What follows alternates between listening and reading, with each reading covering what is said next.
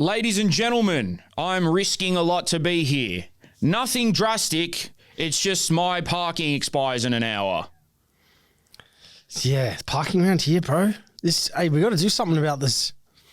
We're going to speak to the council or something. This is what we do for you guys, so don't ever say we don't put in effort. Ladies and gentlemen, welcome to Suited and Booted. I'm your host, Jerogba. To my right, sort of. Straight. Yeah, to my straight. Number 10. In a Heidelberg scarf. We'll get to it. Long story how this scarf is around my neck, but obviously for obvious reasons as well. How are you, man? I'm good, bro. Tired after this. I'm fucking tired. This last week, big week for us, and then the weekend of football. And I feel like I've been Dutch ovened like 10 times in a row. I just can't even see straight. Someone we saw through the week brought up a Dutch oven comment. Not the only in the last person. pod. Oh, really? Not the only person. I believe someone brought it up to me at the JCL, which is a hilarious place to apparently to bring it up. What people found funny is that Gav didn't know what it was. Well, I don't know if you guys follow us on Twitter, but they've been making memes. Shout out Jacob. They've been making memes about Gavin's sayings, and they used an AI image of Gavin, which looked like Chris Tomazis. Yeah. I was like, that's not Gav, right? Yeah, that ain't Gav. But the quote was something along the lines of, you just try to get a piece at the end of the puzzle, which makes zero sense. And then Gav also said, I don't even know what I was talking about. Yeah, so... Which just aids to the... that aids that. Yeah. Pause. No pause. What else, man? My week. My week was... Did you have a better week this week? A little bit. A little week from hell last week. I feel very fried at the moment. I don't know what it is. I'm like a 55-year-old. No, that's too young. I'm like you're older? I'm like a 71-year-old with my sleeping. Like, got to pee 7 times. Can't control my bladder. Like a fucking geriatric. Is that not normal? I reckon I'm going to go in a retirement home when I'm like 42. That's how I'm going right now. You'll still be living at home at 42. Yeah, 100% I will. In this economy, shit. My God. But no, it's been all right. What have I done this week? Worked. What did we do this week, bro? The weeks have gone. We did a lot, man. Oh, I resurrected five-a-side, and now I'm the new boss. Okay, how? And now I made everyone acknowledge me. So, long story short, a lot of people that we play five-a-side with, there's like 30 of us in the group. Everyone's been bitching it. Oh, I can't come. Oh, Garang, one of my mates. Oh, I've got to train. Bro, Malvern won the league. Wait, so you've got 30 people in a group chat for a five-a-side? Yeah. But are you all on the same team? No. So we just, every week we make random teams. Oh, gotcha. And we just do like a winner stays on. Okay. Basically. So it's not even a comp. It's just it's not a comp, but it's full competitive. What the hell? We all fight for a photo at the end. That's the prize to post on Instagram. Yeah. Which, to be fair, you do post. I do post a lot. That's how I know you're playing. Yes. Anyway, that died off hard. And I was like, not on my fucking watch. So I made a new group chat. I actually got some booters involved. Damn. Yep. Called up some replacements. And I played five-a-side properly for the first time in a while on Tuesday. So that was good. We went to kebabs after. Guess what I did? Oh, you didn't? You're on the calorie count, aren't you? Yeah. Imagine me walking into a kebab place and not getting anything. Dude, what penny has dropped? What penny has dropped? Yeah, because 5 kilos have dropped, not a fucking penny. Yeah. No, because you've always kind of said that you were going to go on this journey, but like to actually do it and be consistent with it means like there's a motivation. Let me tell you something, man. One thing about me, I don't stick to shit. Yeah, but right? why is this working? Low motivation, no willpower. I've said I was going to do this for about 2 years, I reckon. And you know what it is, bro? It's the same with everything else. It's corny and cliche, but it's once the first day's over, that's it. You can just do it. It's actually doing the first day.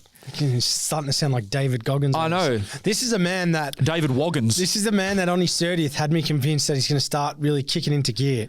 It's just and a delay. I saw you just take over 3 cars and turn into a Macca's drive-through without you knowing I was behind you. How do you know I didn't get the garden salad? No, I don't, actually. But I'm tipping you did it. I didn't. Yeah. So, yeah. And then, bro, I went back to the gym for the first time in 3 years. my arms told you were this. at a 90-degree right angle. Yeah. And you told me after I had done the damage. Yeah. You're like, don't go too hard, bro. And I'm like, too fucking late. So for the whole week, I was walking around like a robot. You saw me at the office. On Thursday. Yeah, I was picking up boxes like a fuckwit. Yeah. When did they come good? 2 days later. Yeah. So, Jerome, when was the last time you went to the gym? 2022. Yeah. Went to the gym first time back and does every exercise in the book. Lifts every weight that's available at the facility. Till failure, because I see these big juiced up fuckwits on Instagram going, oh, you're a bitch if you don't lift till failure. And I'm like, oh, all right, that's how you build muscle. Yeah. And then by Thursday, he's walking with like a 45-degree angle Bro, arm. legit, I was walking like that. But yeah, I'm slowly starting to get, I think in terms of the motivation, bro, it's probably just, it's going to sound lame, but I just want to take my top off at the beach, bro. I just want to be flat. I don't want to be ripped. I don't want to be shredded. I just want to be flat. Do you know? Like, look at that cunt. He's a flat cunt. Not a fat cunt. It's actually good you speak about it on here because now every Buddha is going to hold you accountable. Yeah, I know. And I don't know if that's a good thing for you because... Nah, you know what? Ever since I've known you, you've been able to find a fast food meal. Oh, I can find one like that. I'll get one here in 2 minutes.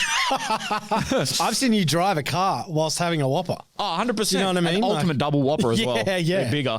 Yeah. I've held bigger things in my hands, if you know what I mean. But anyway, so, bro, went to kebabs, held my own. I went next door to the 7-Eleven and I got a fucking My Muscle Chef while all my mates had HSPs. Look at me. Fucking sad What life. My Muscle Chefs did you get? I always get the same one. Which one? Green Thai curry. Is that good? It's real good. Some of them actually slap. Bro, My Muscle Chef is good food. It's just it's way too small of a portion. It's just portion control. It's all portion control. And then I went to Aldi's and they got pre-made meals for like $3. Yeah. No wonder why they're $3. They taste like vomit. Oh, do they? Yeah, but I ate that shit anyway. Because it was Probably it's probably better having a Macca's meal. Yeah, I know. But even like last week on the way home from here, I hadn't eaten all day. And I was like, I need to eat something. So I got Macca's. Yeah, but that can fit in with your calories. But it was just a large Big Mac meal. Whoop-de-fucking-do. What's that going to fill me for 45 minutes, if that? Yeah, that's... Shit. It doesn't touch the sides, man. Yeah, so been getting to My Muscle Chefs. Even yesterday, bro, at Oakley, I could smell the suvla going. And people are coming up to me with like their little snack packs and I'm just like, nope. Gonna go home and have my grilled chicken and Spud Light potatoes. Damn. Like a fuckwit. Are you hungry all the time? Yeah, I am. But I'm slowly getting used to it. Yeah, your body. I'm getting used to it. And I'm seeing some results, so I'm like, whatever. Yeah. I'm going to go back to just eating like a shit cunt, but I'm going to try to maintain it. It's probably working out then helps once you drop the weight. Speaking of working out, I've gone, what's like a low version of viral? Locally famous? Yeah. Yeah, I put up a video on my Instagram. I just had left the gym. Oh. Yeah, this one. Dude, I thought you were being honest. Yeah, so did everyone else. Yeah. Because they didn't watch to the end. Yeah. And I don't know what came over me. I said, I'm just going to get on Instagram and lie, and then I'm going to post it and just have a laugh. So I did. Half of that story's real. So for those who don't know, I was at the gym and I said that I was on the treadmill and they got these fancy new screens with Netflix on them. And I was watching wrestling. And this girl, pretty girl, gets on the treadmill next to me and she peeks over at my screen. She goes, SummerSlam? I said, yeah. Yeah, it is actually. You a wrestling fan? She goes, big time. Then I said, none of that actually fucking happened.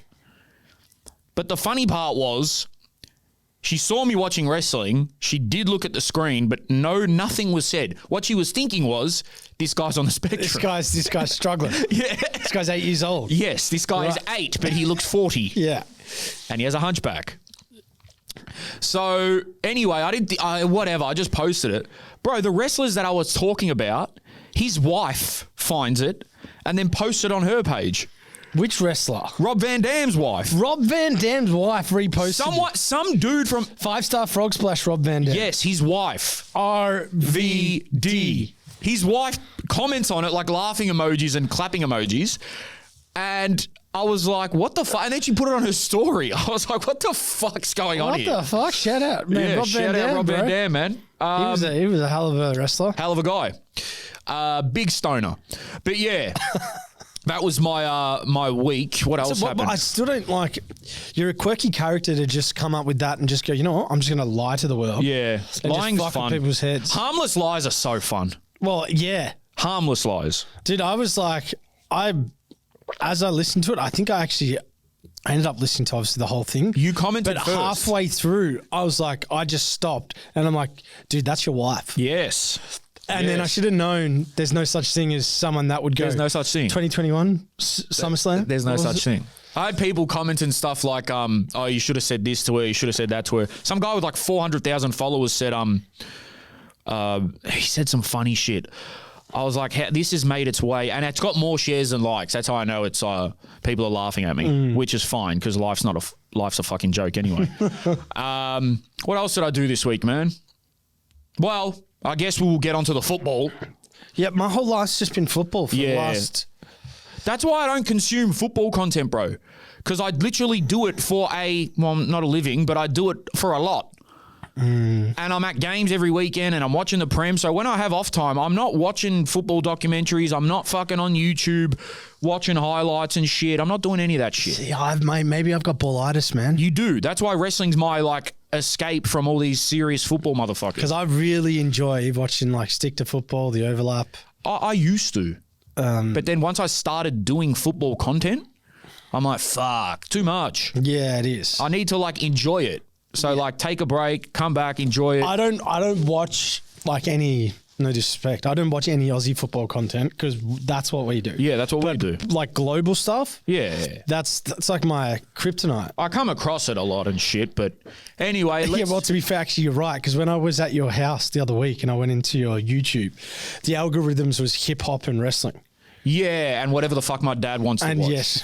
Which is, I don't know. I can't remember what it was. Flight simulators. I remember thinking, what the fuck is this? Yeah. So I've fully chilled out on it. But anyway, let's get to the football. First of all, I just want to say, no corny shit. I hate when people try and make it corny. But this weekend was a stark reminder that football in this country is alive and well and kicking like a motherfucker. With all the games that were on, Australia Cup, NPL Finals, the youth tournaments, all the news surrounding the game, all the upsets, or not upsets, some would say, it's there, man. It's there for you guys to enjoy. You just have to get out to these games. And once you go to one, I guarantee you'll want to go back. You know, we saw over 10,000 fans at local football this week between the Dandy Derby, the Preston Oakley game, Auckland, Avondale. People are at these games. Really good numbers for semi-pro teams, you would say. So it's alive and well. And I know we get on here a lot and complain about shit like every other fucking Aussie soccer person does. But there are some positives, and when there are, we have to highlight them. And this weekend was definitely one of the best weekends of football in a very long time in this country. For this state. As well. It just proves, I'm so sorry, NPL Vic's on top. We're done now with the convos. Yeah. We're done now with the convos. Respect, but we're done now with the convos. Yeah. Come on, man. Yeah, You got Heidelberg that have just knocked off, and I'll let Jake take over, but we got Heidelberg that have just knocked off 3 A-League teams on the run and not conceded 1 goal against them. Mm-hmm. And then you got Avondale pushing arguably the best team in the tournament left to pretty much the dying embers of the game. We hear. You just got to get out to the games, people. And fair enough, if you don't like A-League for whatever reason, the NPL is right there. I'm telling you, it's right there. It's local. It's fun, and it's fucking grand. It's such a different viewing. I obviously don't think it will happen, but if the Australia Cup final was at Olympic Village, it would be so cool. 10,000. Just you can stand on a hill, you can sit in a stand, you can move around to any part of the pitch whenever you want. That's what's great about local football as well. Like when you go to a stadium, it's like you're stuck in your aisle, your zone. Yeah, because you got some dickhead at Amy Park on, "Oh, you're in my seat." Well, hold on. And this is during a game. You got the security coming down going, "Are you in row AA, row 7? No. Let's just I got a ticket. Let's just, Yeah. but I understand they got to do those things. It's a stadium, but the openness of an NPL ground, you can just go fucking kick it anyway. Smoke's flying through the air. Like this, the Yiddo, there's so much going on. Siggy smoke. Yeah, there was Heidelberg's, I guess, stadium the stand was packed. I probably thought they would get more people, but then again, there was a big crowd. Don't get me wrong. Let's start from the start. But I do just want to, the fixturing across the NPL and Australia Cup being good. That's why there wasn't as many people at both games. What happened, Drifter? Yeah, why, I don't understand that. Well, you surely think, understand, right, NPL Vic's got to have these games on this weekend. They've got to play. Yeah, what are the chances of two NPL teams in the semi-finals? That's why. In Victoria hosting the finals. But surely you just they could have played, there could have been a game on Friday night. Yep. And you could have played Saturday afternoon. And then Avondale and Heidelberg could have got maximum exposure. Do you know what made me laugh? Is when a lot of people were complaining about the games. And look, fair enough, they probably had planned this months in advance, and who are they to know that Avondale and Heidelberg would be playing in the semis?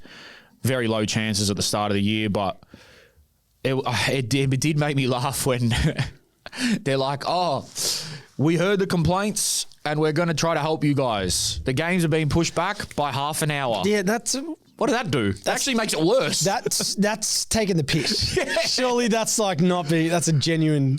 If that's me, again, it's easy for me to say. I've got to give the Federation more credit that they're not that stupid. Yeah. That does nothing. Come on, man. Yeah. If you're going to change the days, or at least make there an hour between games so you can get to another game if you want to get down.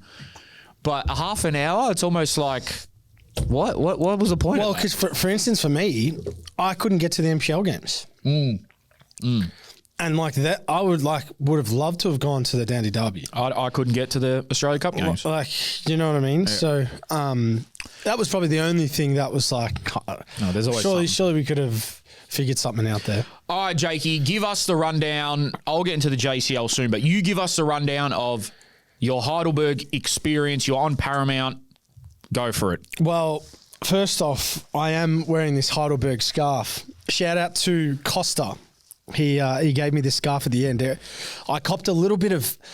We've got to talk to some people here, particularly around Heidelberg, that don't clearly watch the pod. Yeah, I like watching the pod, man. They watch the reels. Of course they do. Because, oh my God, particularly the players are quite funny about it, but I was called an Avondale glazer.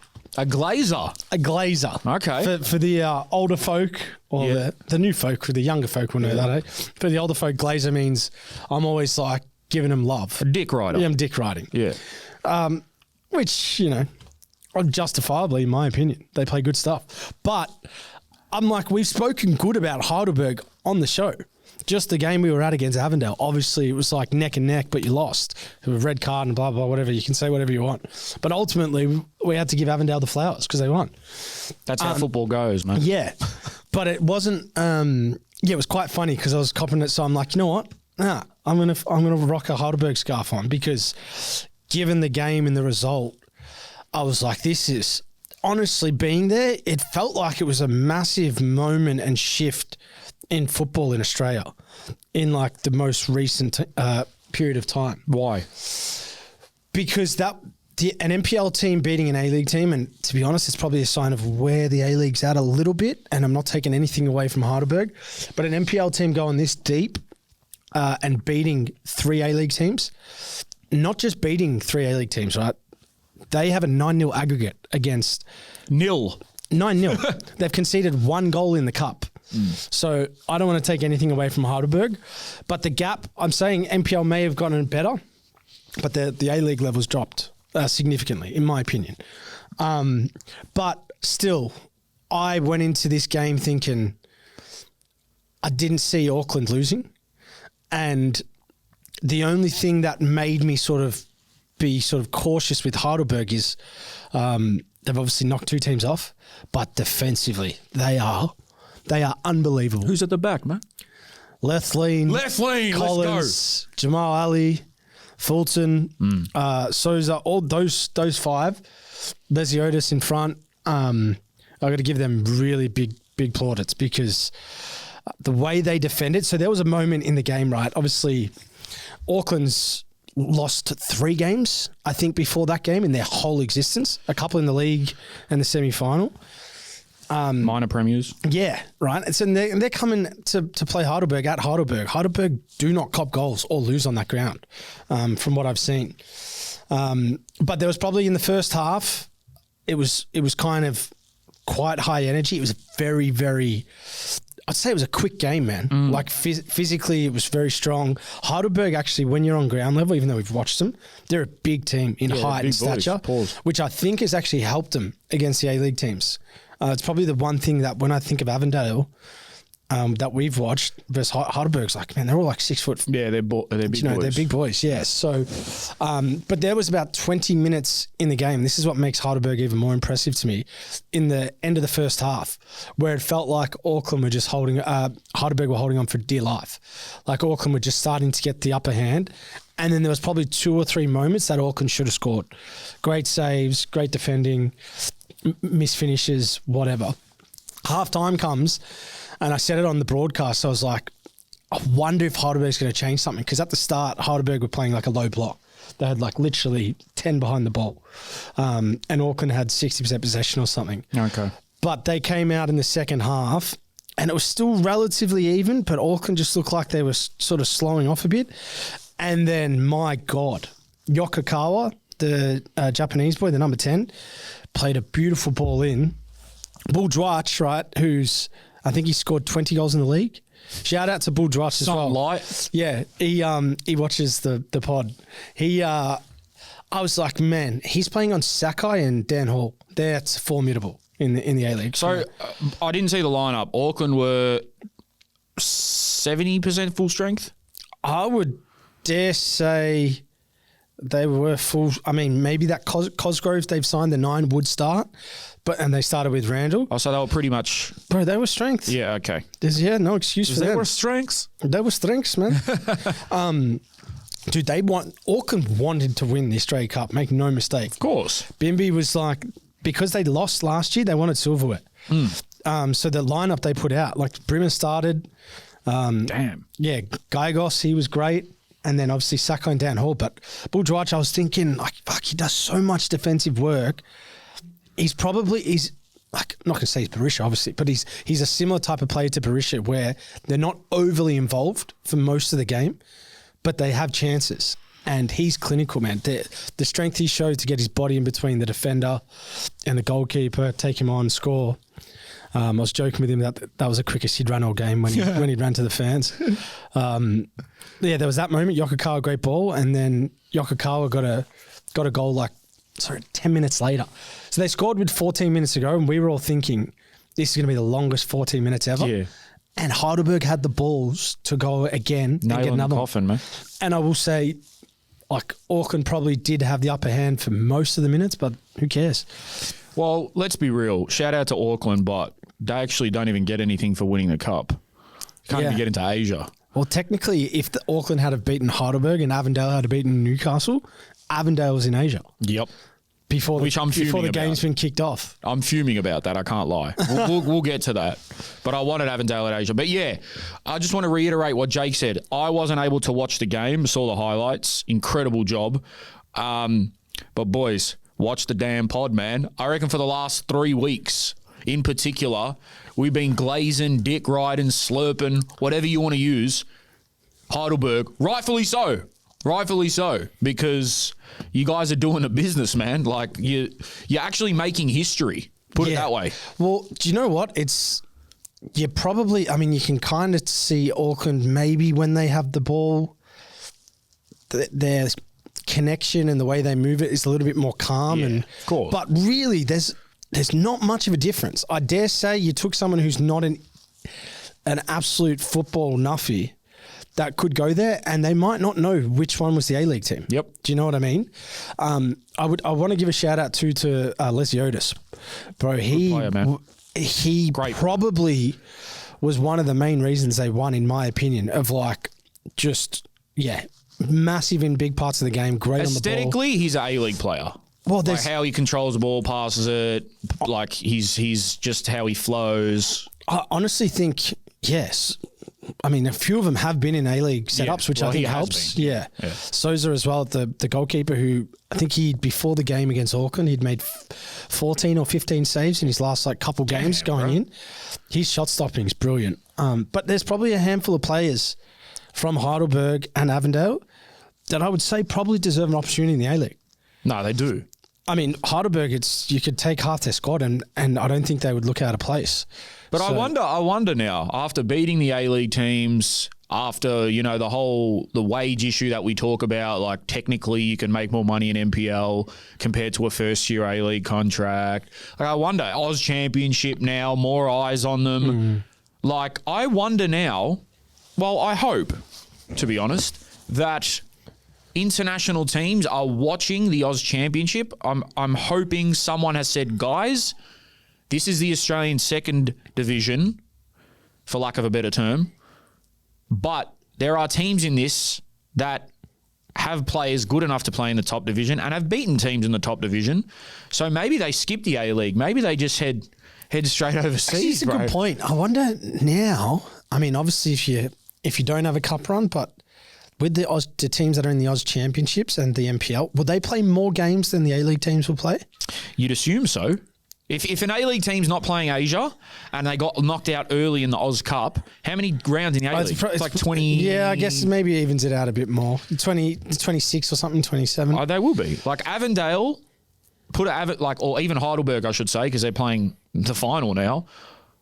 They're not really going to have much of an off-season compared to Australian off-seasons anyway. They'll have a bit of time off, but they've just played a whole NPL season, NPL finals, in the final of the Oz Cup, Oz Championship now, they've just been put in.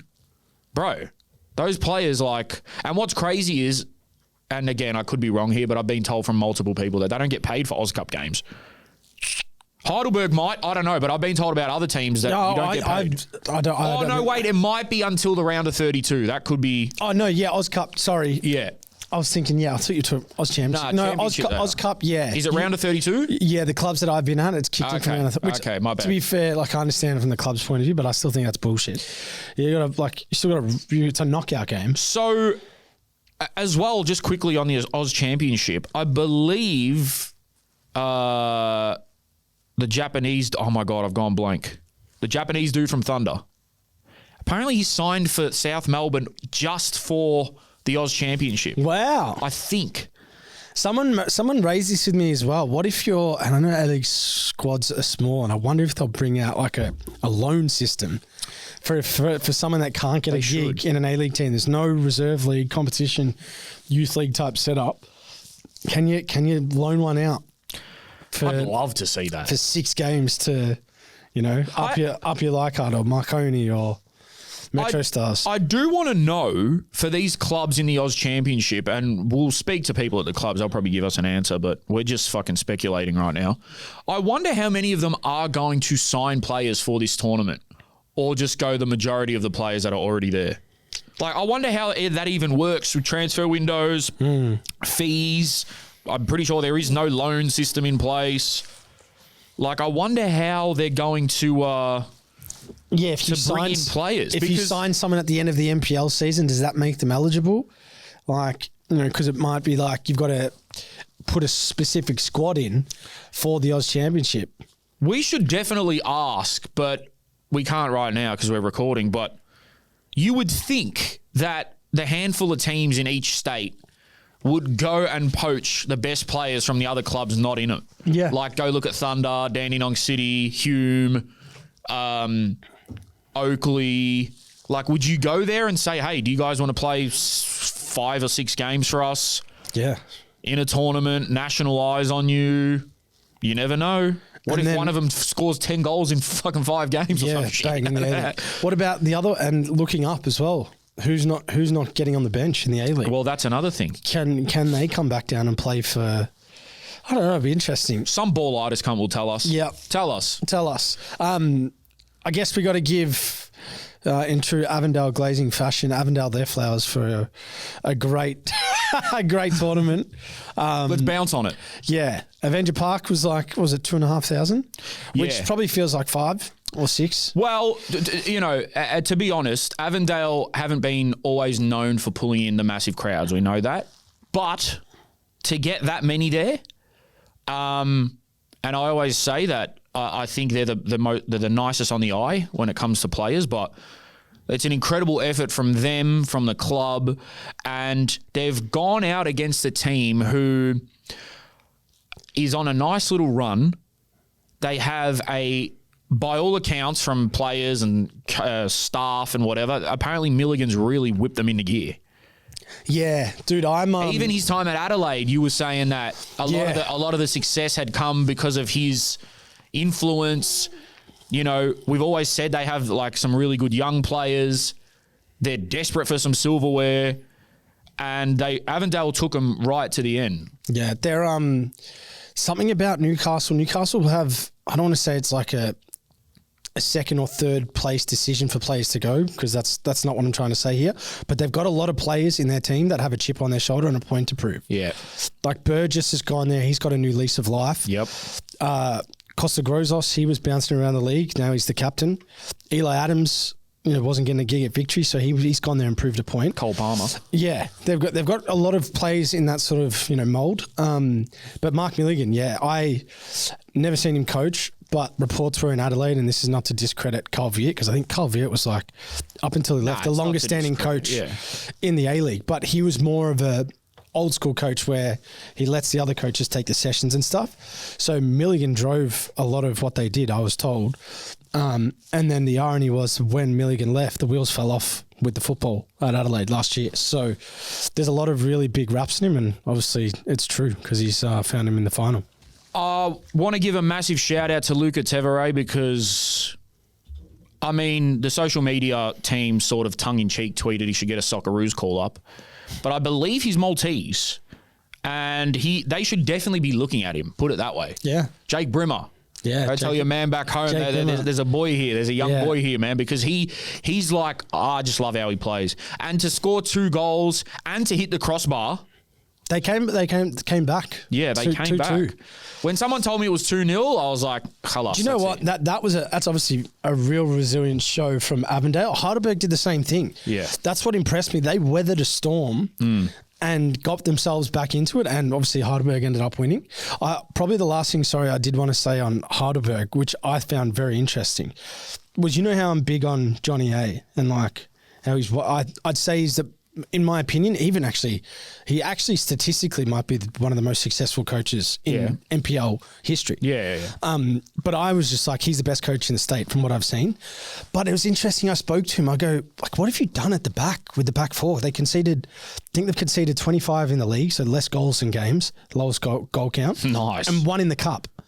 And I'm like, man, what have you done? Like, because Auckland came over to me pre-game, Terry McFlynn, and the assistant coaches. Yeah, lovely guy. And he's like, what do you think of Heidelberg? And I'm like, I've watched them a few times. I go, man, they are so hard to score against. Like that's the thing I can tell you. I'm like, with the ball, I probably don't have enough knowledge on what they're, but from what I've seen, they are rock solid as a div. Bro, Johnny A told me, he goes, because when I played him, it was very tiki-taka and fast paced and quick and forward. At other clubs, you mean? Yeah. It is like, it's like Ange at Tottenham-esque. Yeah. Do you know what I mean? Like they're taking risks, but they're pushing numbers forward. So he goes that his time at Western, working with JA and working in the A-League environment, he goes, mate, I never thought about my defensive structures as much as I did, but because of that learning experience, that's sort of changed, not his philosophy, he still loves attacking football, but that has just made him a better coach. More balanced, maybe. Yeah. So I would implore an A-League team, and God forbid, no one gets sacked, and I don't even know if A-League teams can afford to sack coaches going into this season, but Johnny A's probably got to be a fair chance to get a job soon, man. Like, I think he's deserved it. It was his 3rd semi-final. That's, yeah. 3rd. He's some guy. He's some guy. He definitely deserves, and this is all due respect to Heidelberg, he definitely deserves a full-time professional gig. Yeah. Like in a professional league. Yeah, so. But, I mean, I don't know his situation at Heidelberg or whatever, but from what we've seen on the pitch, it's like, man, he doesn't speak much, but the results do the talking. And that's really, I like that. Yeah. You know my rants.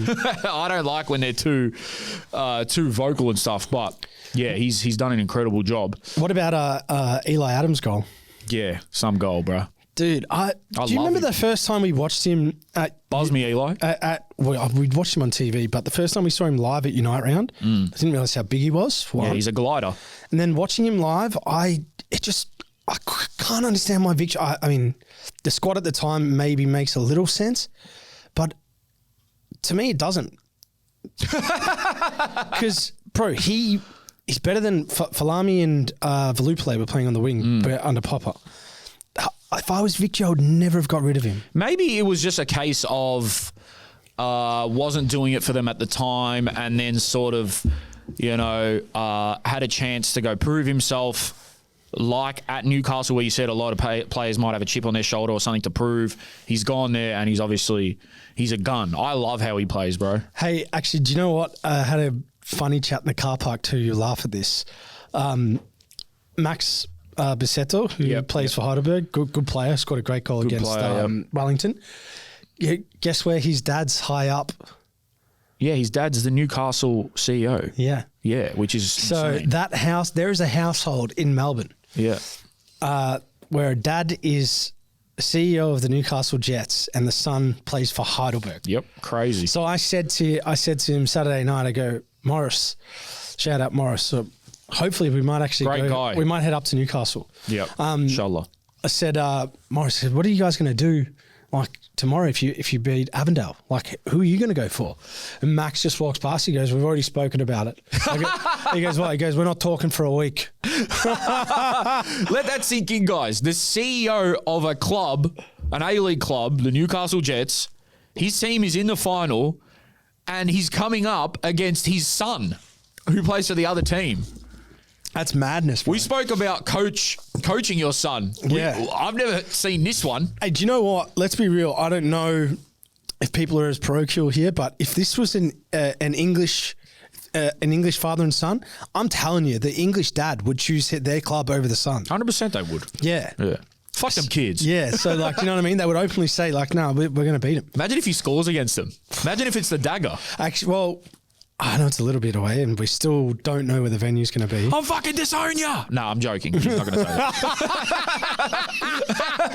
Get the fuck out of Hey, buddy, go sleep with your fucking teammates. Yeah, I bet you can sleep at the club tonight because you're not fucking coming home.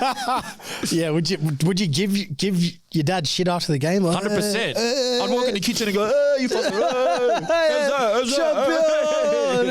yeah. Bro, I don't know. It's going to be interesting. What's your feeling for the final before maybe we jump on the other games? But what would be your prediction? Knowing, right, let me put it to you this way, because I feel like you're leaning towards Newcastle like most people have, but like really take into account that Heidelberg's conceded 1 goal in the cup. Yes. No goals against A-League team and scored 9. Bro, I would literally say it's 50-50. I'm on the fence. Bad. That's a crazy statement in itself. Yeah. Which is in like how the game has changed. Because I don't think 10 years ago, 8 years ago, if an NPL team is coming up against an A-League team, someone would sit in the seat and go, I'm on the fence. It's all about, for me, is it going to be a reality check or is it going to be it was written in the stars type situation where Heidelberg have just had this unbelievable, well-deserved run and they just go and finish it off against an A-League team in the final. It's like the fairy tale ending. But then at the same time, I'm speaking like a real wog here, at the same times, I can't fully write off the Jets because they're good. Like, if... Again, this is why I'm on the fence. They beat Avondale. Avondale beat Heidelberg. I'm on the fence, bro. Like, I'm genuinely on the fence. And I know people are going to say for me to grow a pair, but I'm on the fucking fence. So one of my nuts is on the right and one's on my left of the fence. But obviously I want Heidelberg to win. I want Heidelberg to win because of Well, they deserve it, first and foremost. And secondly, it will shine a really incredible spotlight on how Australian bad the A-League football. is. That too. I genuinely think it'll shine more of a spotlight on how good Heidelberg are compared to. No, I'm joking. Yeah, I know you're fucking. But like also low key though, if we're really honest, if Heidelberg gets qualification for Asia and they obviously win the Australia Cup, and they've done it against 4 A-League teams, that's not a good look for the league. Hell no. That's a great look for the NPL, but that's a bad look on the A-League. It's not a good look, bro. Yeah, it's not a good look. I'm just I'm looking through my phone because there was some screenshots that I took. Some great tweets were going around during that game, man. Of a lot of people were saying that what Heidelberg has been doing is not a cup set, and NPL diehards have seen it coming. I think there's a slight little bit of at the end. Yes. Heidelberg dismantled these teams, but at the same time, like, I can't not take away the factor of semi-pro versus pro. It is a slight upset still. See, I'm because or else we wouldn't be talking. Everyone wouldn't be talking about it. I'm not so forgiving to the A-League teams that say it's pre-season and Heidelberg's had 25 games. Neither. Bro, it's not an excuse at this point for me. This takes nothing away from Heidelberg have done the fucking business and it's incredible, and they're I feel like I need to justify it because they said, "Oh, no." I'd never thought. I mean, it's okay. They're probably for. I'm not even going to say long periods of the game. I would say there was 20 minutes of chaos where Auckland could have maybe got a few, but they're on the scoreboard. They've dismantled the A-League teams. Whether you want to call it a cup set or not, it's very impressive. It's very impressive. And this was against the champions of the A-League last year. See, that's an upset. The team that finished first at the home and away season. With all due respect, they're going to kill me for this, but with all due respect, I don't think the game against Wellington is a cup set. No, I actually picked Heidelberg to win that, I believe. Yeah, I was speaking to... But this is different. Daniel McBreen, who, by the way, is an absolute legend. Him and Robbie Thompson... they did the comms for both games. Love them.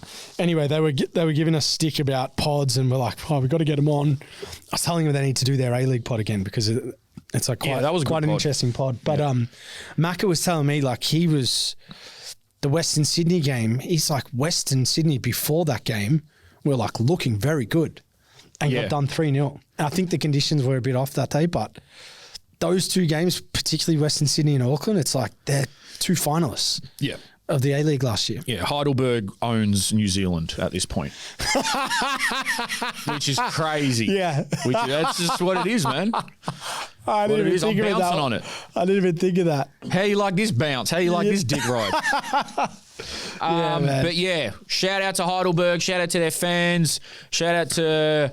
Mr. Anastasiadis, shout out to the players. Incredible effort. Yeah, even if they don't win, it's still an incredible story. I'm sure we're going to jump onto your match day experience now, and you'll probably echo this, but shout out to everyone at Heidelberg too. I know I gave Costa a shout out for his scarf, which, by the way, I'm like, bro, you sure you want me to have your scarf, man? Like, I feel kind of bad. He goes, bro, relax. I got 4 in the car. Which was a weird sentence in itself. Bro, why has he got 4 in the car? But everyone that came up to just showing student booted love. I actually like don't get me wrong, I know we're making some strides, but I don't know, it takes me back, bro. When people come and they're bringing up stuff from so long ago, they're quoting it. Like kids are asking for videos saying, "Can you say this?" Pause, Dutch oven. But then there's like a 50, 60-year-old man who comes over and tuned in and stuff. And I'm like, it's really kind of quite a lot to take in. It's mad. I love it. Shout out everyone at Heidelberg. Obviously, we want the game to be at Olympic Village. I think it'll be a disservice. And I've seen even some Jets fans say, man, it shouldn't be in Newcastle. But apparently they're pushing hard for it. I just don't think... I think you get a better spectacle if the game is at Heidelberg rather than it being at Newcastle, personally. If I'm the Newcastle Football Club, I'll be doing everything I can to not get it at Olympic Village. Because of course, that increases Heidelberg's chances of winning. Of course, yeah. I understand. Just because and the home final... But the actual setting of that kind of structure is what the Australia Cup's about, I feel, rather than having it at an Amy or, Newcastle Stadium. But some people keep saying it's like going to be neutral territory. Let's be real, bro. If it's at the home of the Matildas, I'm going to lose it. No. It should not be there. Is it? That's not even in discussion, is it? I don't know if it's in discussion or not. I saw a tweet from Joey Lynch, the legend, saying Football Australia says it envisions announcing the host venue for the Australia Cup final by September 5th. The clash between Heidelberg and Newcastle will take place on October 4th. Thank God I'll be there for that. But just what's the point if you're going to play it in Melbourne at a different venue? There's no point. What's the point? There's no point. It's still a Heidelberg home game. Yeah, there's no point. So you may as well just do it at their ground where you can actually get a lot of people in. You could have 15,000 there. Yeah, it could really help the club as well. I can't wait for that. But then again, it don't stop for Heidelberg because they have another huge clash, rivals. Friday.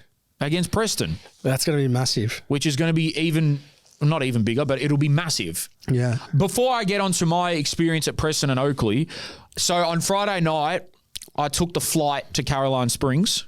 Was it Saturday night? Sorry, yeah. Where the fuck was I Friday night? Apparently on a flight. Yeah, I was on the flight. So then I got there by Saturday. Went out there.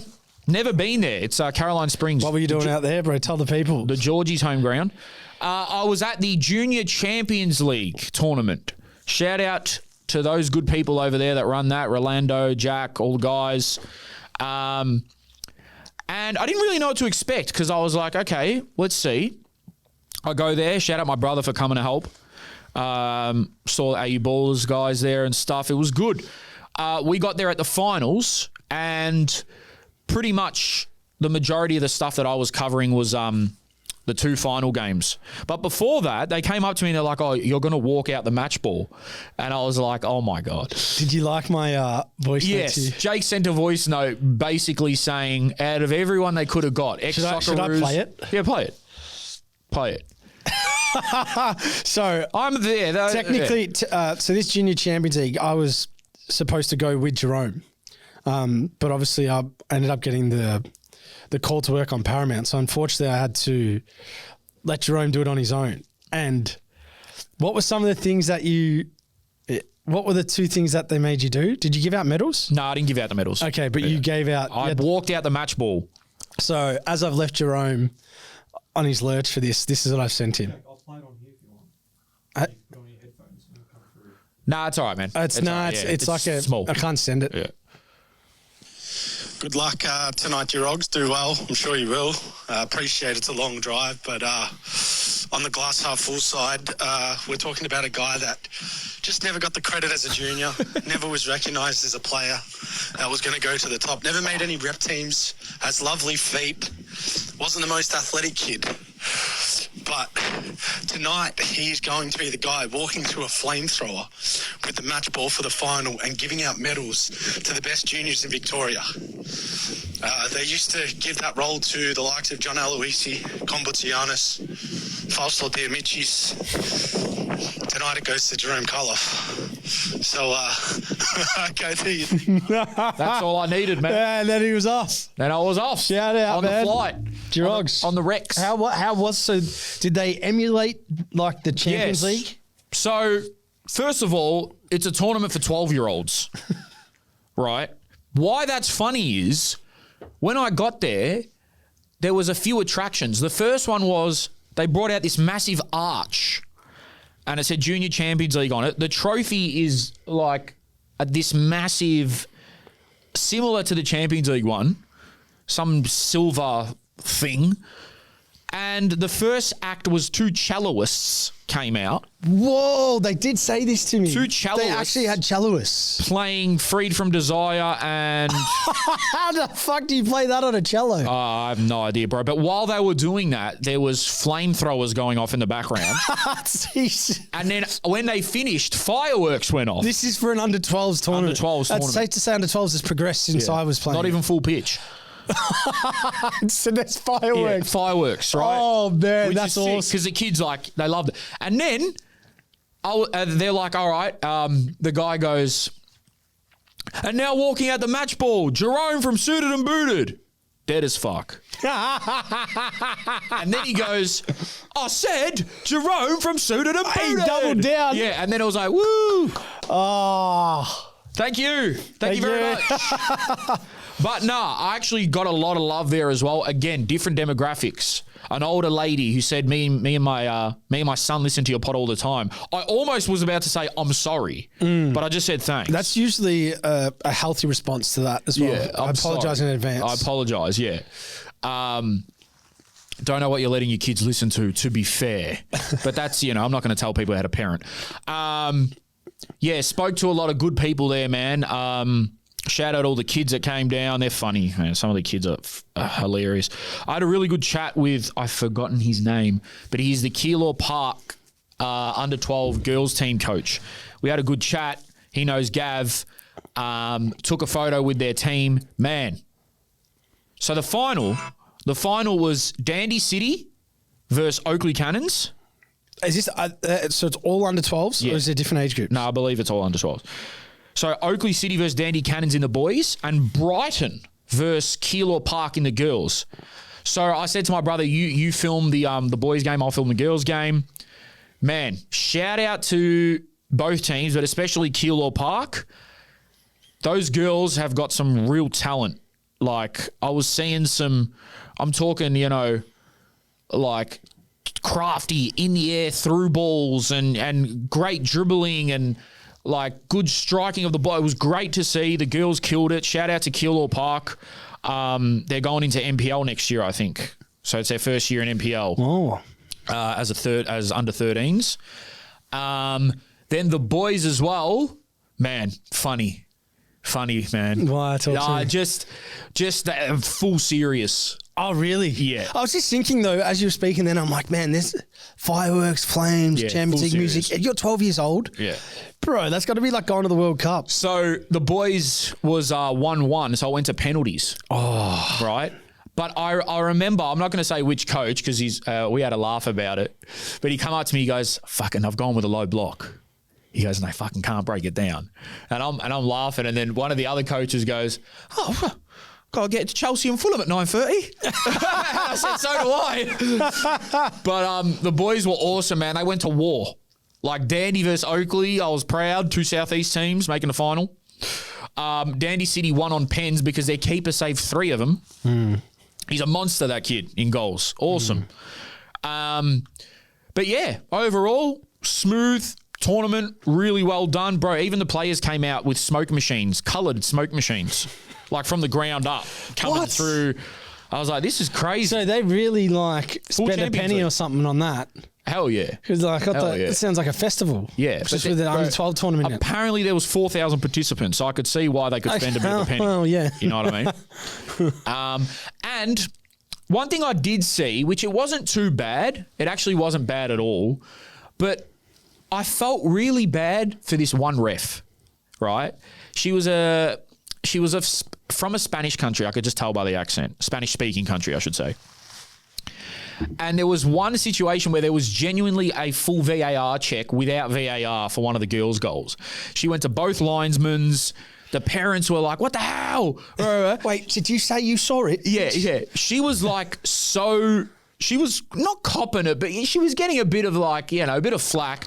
I felt so bad. I'm thinking this girl on a Saturday night, right, is probably on here on a working visa or something, trying to make a little bit of extra cash, and she's dealing with all this stress. I felt bad. But I started to think, and the parents were great there, don't get me wrong, but I was starting to think do you, some of the parents were like, ref, what are you doing? In both games. Would they be like that if they didn't pay to enter? Oh, this pay to enter, it's began again. I understand it because whatever. I'm not even talking about... Wait, so I'm you're not talking saying... about the payment side. I'm talking about the parents of if it was a free to enter tournament, would they be as... Because one of the guys was telling me 7 days a week, bro, his life. 3 kids, 3 different teams. His whole life revolves around his kids' football. That's It's fatherhood, man. I don't know if I'm cut out for it. That's what I said. I said, I ain't doing that. No, we Said, can't "My even son's do. playing We can't even D-League." do 7 days for football, and it's our profession. No. I said, my son's playing D-League, training once a week. Fuck that shit. He ain't going to be shit anyway. Look at his dad. Oh, bro. Actually, it's a good question. I don't know. I feel like to me, it wouldn't matter, free or paid, but you probably raise a good point. I just wonder. They feel like they're getting screwed. Yeah, that's what I wonder, because I'm driving all the way out here. I wonder. It's got nothing to do with the tournament or whatever, but it was more so on the parents of like, I wonder if that was those types of tournaments, or just generally, it can kind of remind you why kids get burnt out, or they grow to hate the game, bro, because of how intense the parents are, bro, and stuff like that at that age. Like it's around sort of 12. Yeah, I think it really kicks into gear where people, like parents, like they either think their kid's going to make it, they become player agents. They have it. They stand in with every coaching decision. They have an issue with everything. Yeah, they voice it. Makes it. Nick, what time are we at, brother? 55. Oh, nice. Hey, before we get on to the NPL finals, or if you, I just wanted to, this guy. Didn't forget Osman Sports Photography. Yes, shout out Osman Sulla. Yeah, he's doing his thing. Mate, he's taken photos. I've seen him before, he's but like 14. Yeah, we spoke. I did say I was going to give him some shit about his height too for being 14. Osman, we hope you hit puberty soon, brother. But in all seriousness, mate, well done to you. Your passion of what you show to the game. I mean, you're literally apparently going to. I spoke to your dad actually as well. He told me you're going to every NPL game. Yeah, he's all busy. These games you're taking, like very driven, very passionate with his photography. So Osman Sports Photography. Check him out. Yeah, check him out on Instagram. Yeah, he's killing it. I think LMR helps him out. The one that takes all. Oh right. Yeah. Okay. Cool. Yeah, man, he's busy boy. He's at every game. Yeah, he did say he's like, I know Jerome. Yeah, he's at every game. He started at the Thunder games, I think. But yeah, his dad, man, does a lot of driving. Yeah. Thank you, Dad, Aussie. Thank you, Dad, man. So what about the NPL? Oh, well, just let me quickly finish on the JCL. Okay, so I was fucking starving because of my calorie counting. Oh. Right. And my brother goes, yeah, we got to get to John's for Chelsea. Which, whatever, I'll take it. Bro, I went to Hungry Jack's. The whole way. Hold on a second. Yeah, it fits. If the shoe fits, if the dick fits. Are we on a diet here or are we not? We're on a calorie deficit. What the fuck does that even mean? It means eating less. It means, this is what it means. Whatever the fuck I calculated, I lose like 800 grams a week.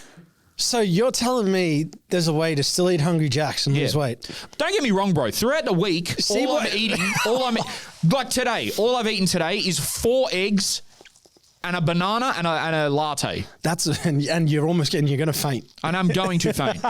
During the week, I eat good, like a lot of protein, no fried food, no lollies, no nothing. Did you get your usual Hungry Jacks? I can't. Oh, that's okay. It's fucking shit. Okay, can you give us your legitimate order versus your new calorie deficit order? The legit order would be a large ultimate double Whopper meal and 10 nuggets or 9 nuggets, whatever Hungry Jacks do, right? Yeah, yeah. With spicy sauce. The fact that he knew it was 9 and not 10 just tells you something. Oh, they change it. They try to just fucking do 10. Right? Bro, I'm the whole way on the drive there over the fucking Westgate or wherever the fuck I am. ChatGPT in the car on the audio one. What is the largest low-calorie meal I can get at fast food in Australia? This fuckwit, this American dickhead on ChatGPT. Hello. The best fast food option for you to get is grilled chicken and salad. And I said, no one fucking sells that, bro. I said Hungry Jack's. Do Hungry Jacks don't have salads, do they? I don't think so, no. And also Mac is selling salads. Like, piss off. Who you fooling? Like, come on, man. Yeah, come on. No one's ordering that. If anything, make the fries bigger. They don't even have it stocked. Yeah. It's just up there. Yeah, it's just up there. Yeah. Yeah, it's like the ice cream machine. Never worked. Bro, worst decision I made. I should have just went to 7-Eleven and got a My Muscle Chef because I got a fucking large grilled chicken burger. Oh. What color is grilled chicken? For the majority, inside.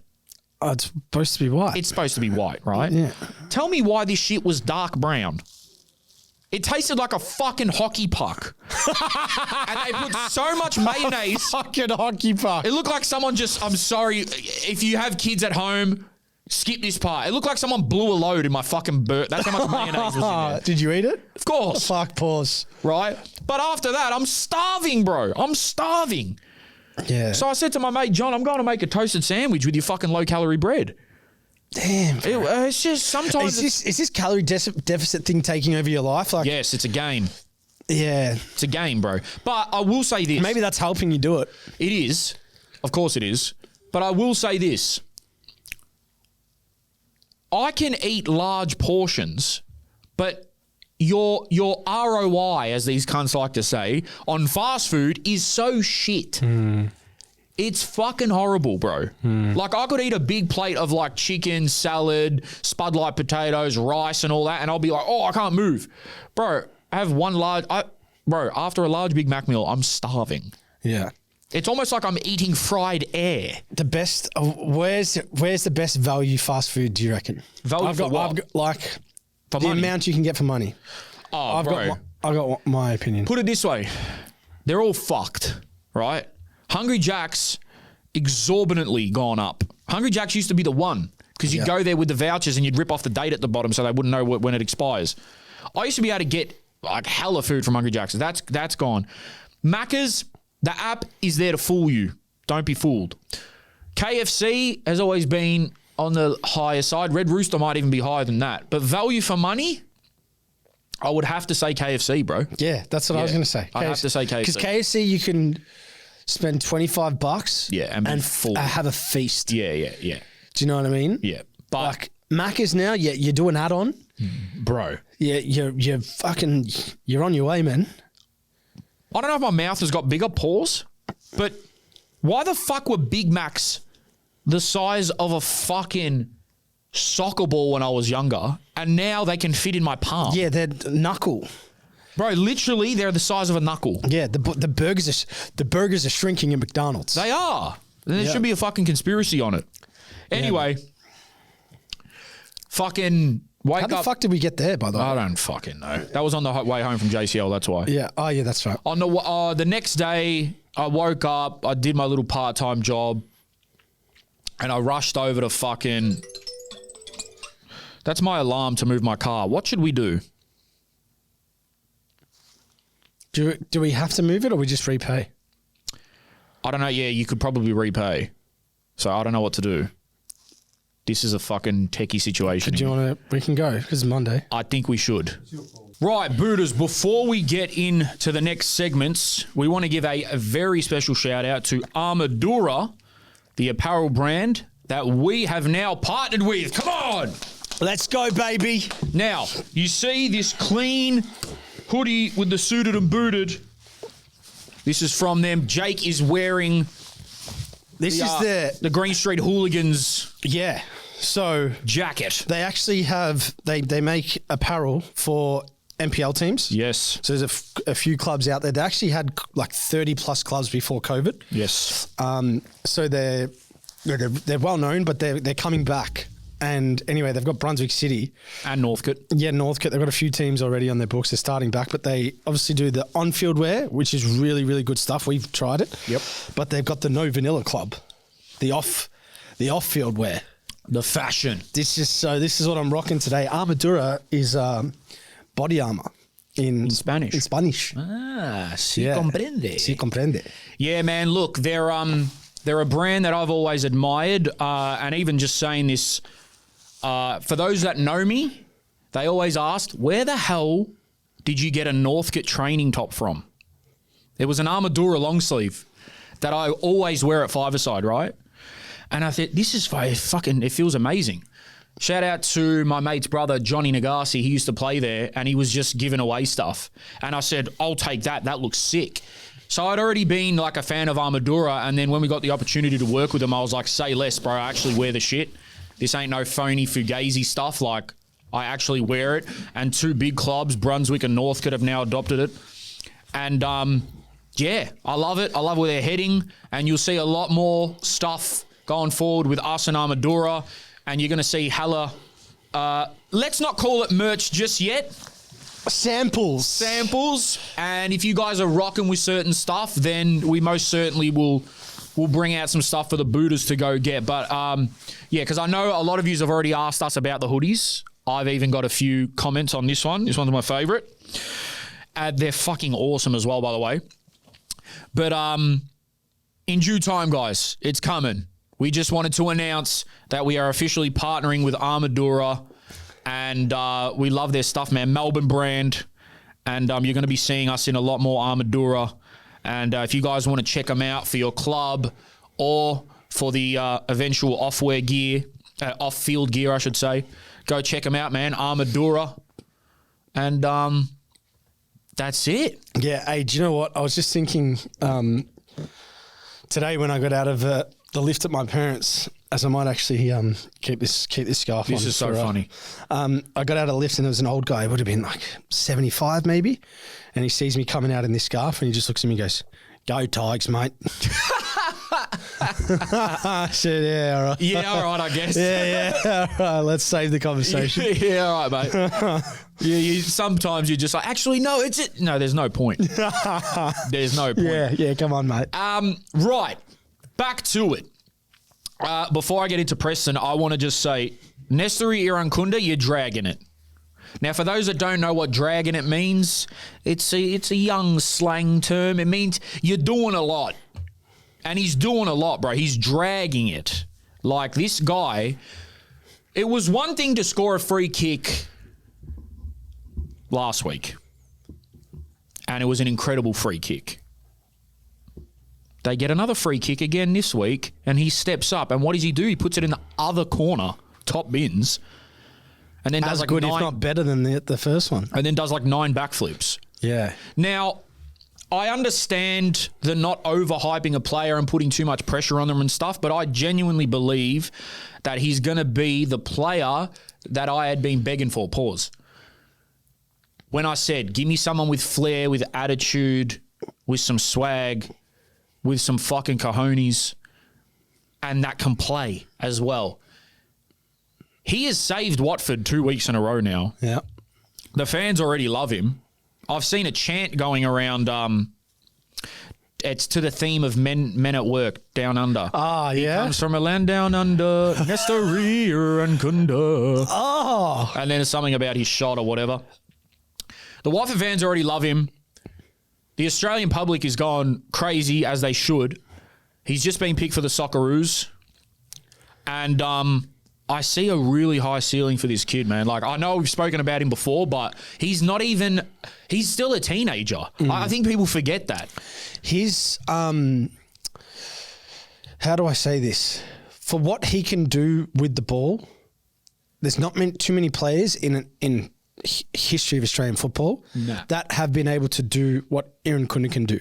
The problem of why he's not like at the top right now, even though he's so young, or in the Socceroos every time, is because the one thing missing, and like, I was never on Irankunda's level, obviously, but like this is the knock on him, is that for 90 minutes he needs to be in the game.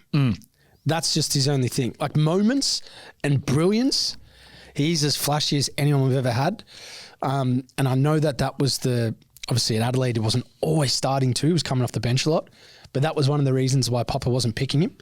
Well, it was connecting the first minute to the 90th, you know? Even his time at Bayern, it's like he's playing in the second team, still smashing it there, but not getting the development he needs. The championship right now is perfect for him to really set his marker down and be like, right, I'm here.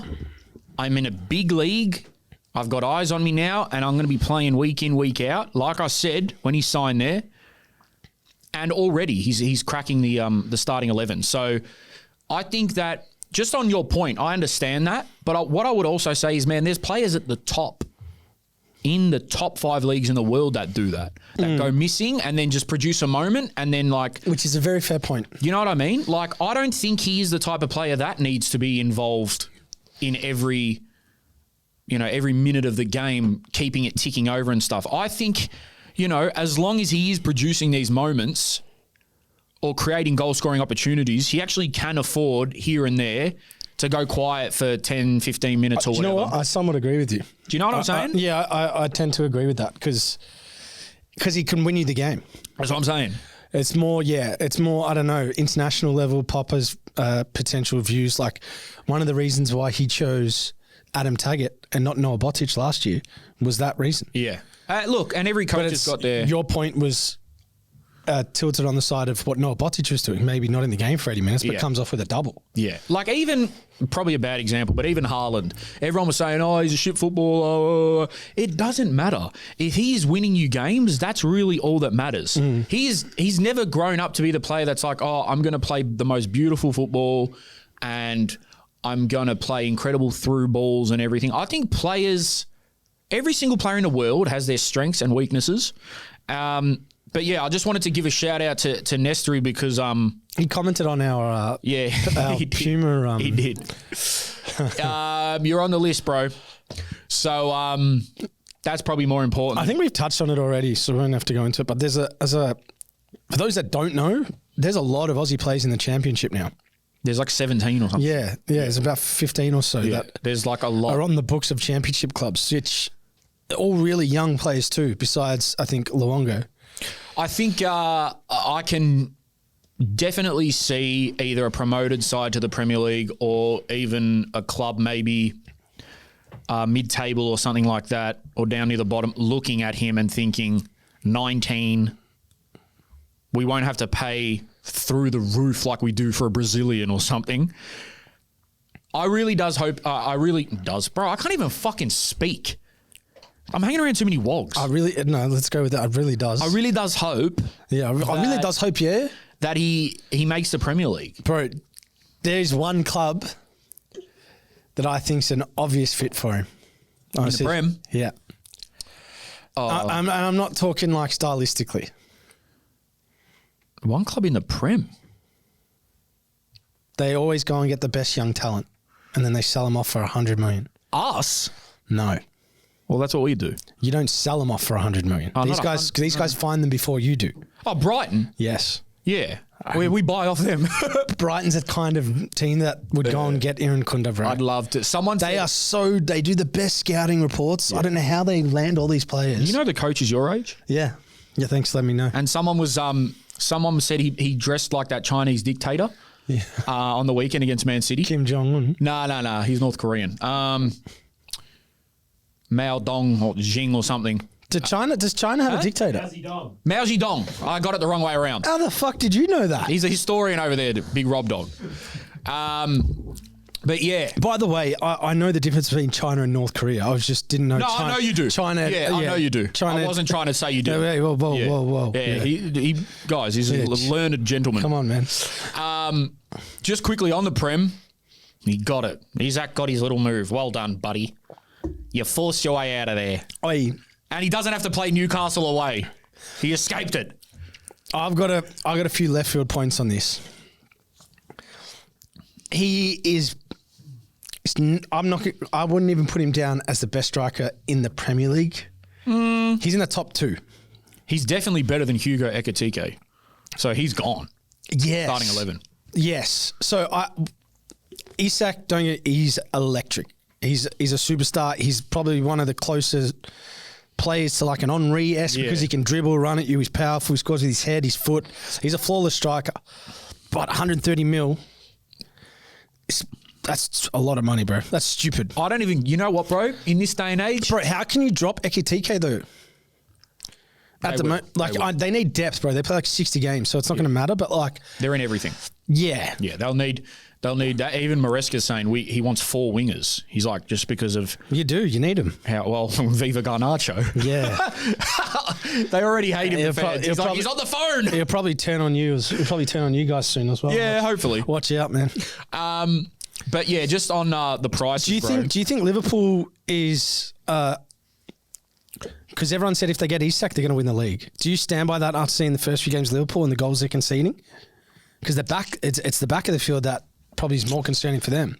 From all accounts, they haven't played a team off the pitch fully. No. So they've stolen not stolen, but like that was scored in the last minutes. Look, I still think they're probably favourites, especially because I thought City started well, but you know Pep, once it's January, they'll go on a 15-game winning streak and then everything changes. Shout out Tottenham. Your good favours lasted for about 2 weeks. So that was good. Well done to them. Xavi Simons. Yeah, well, whatever.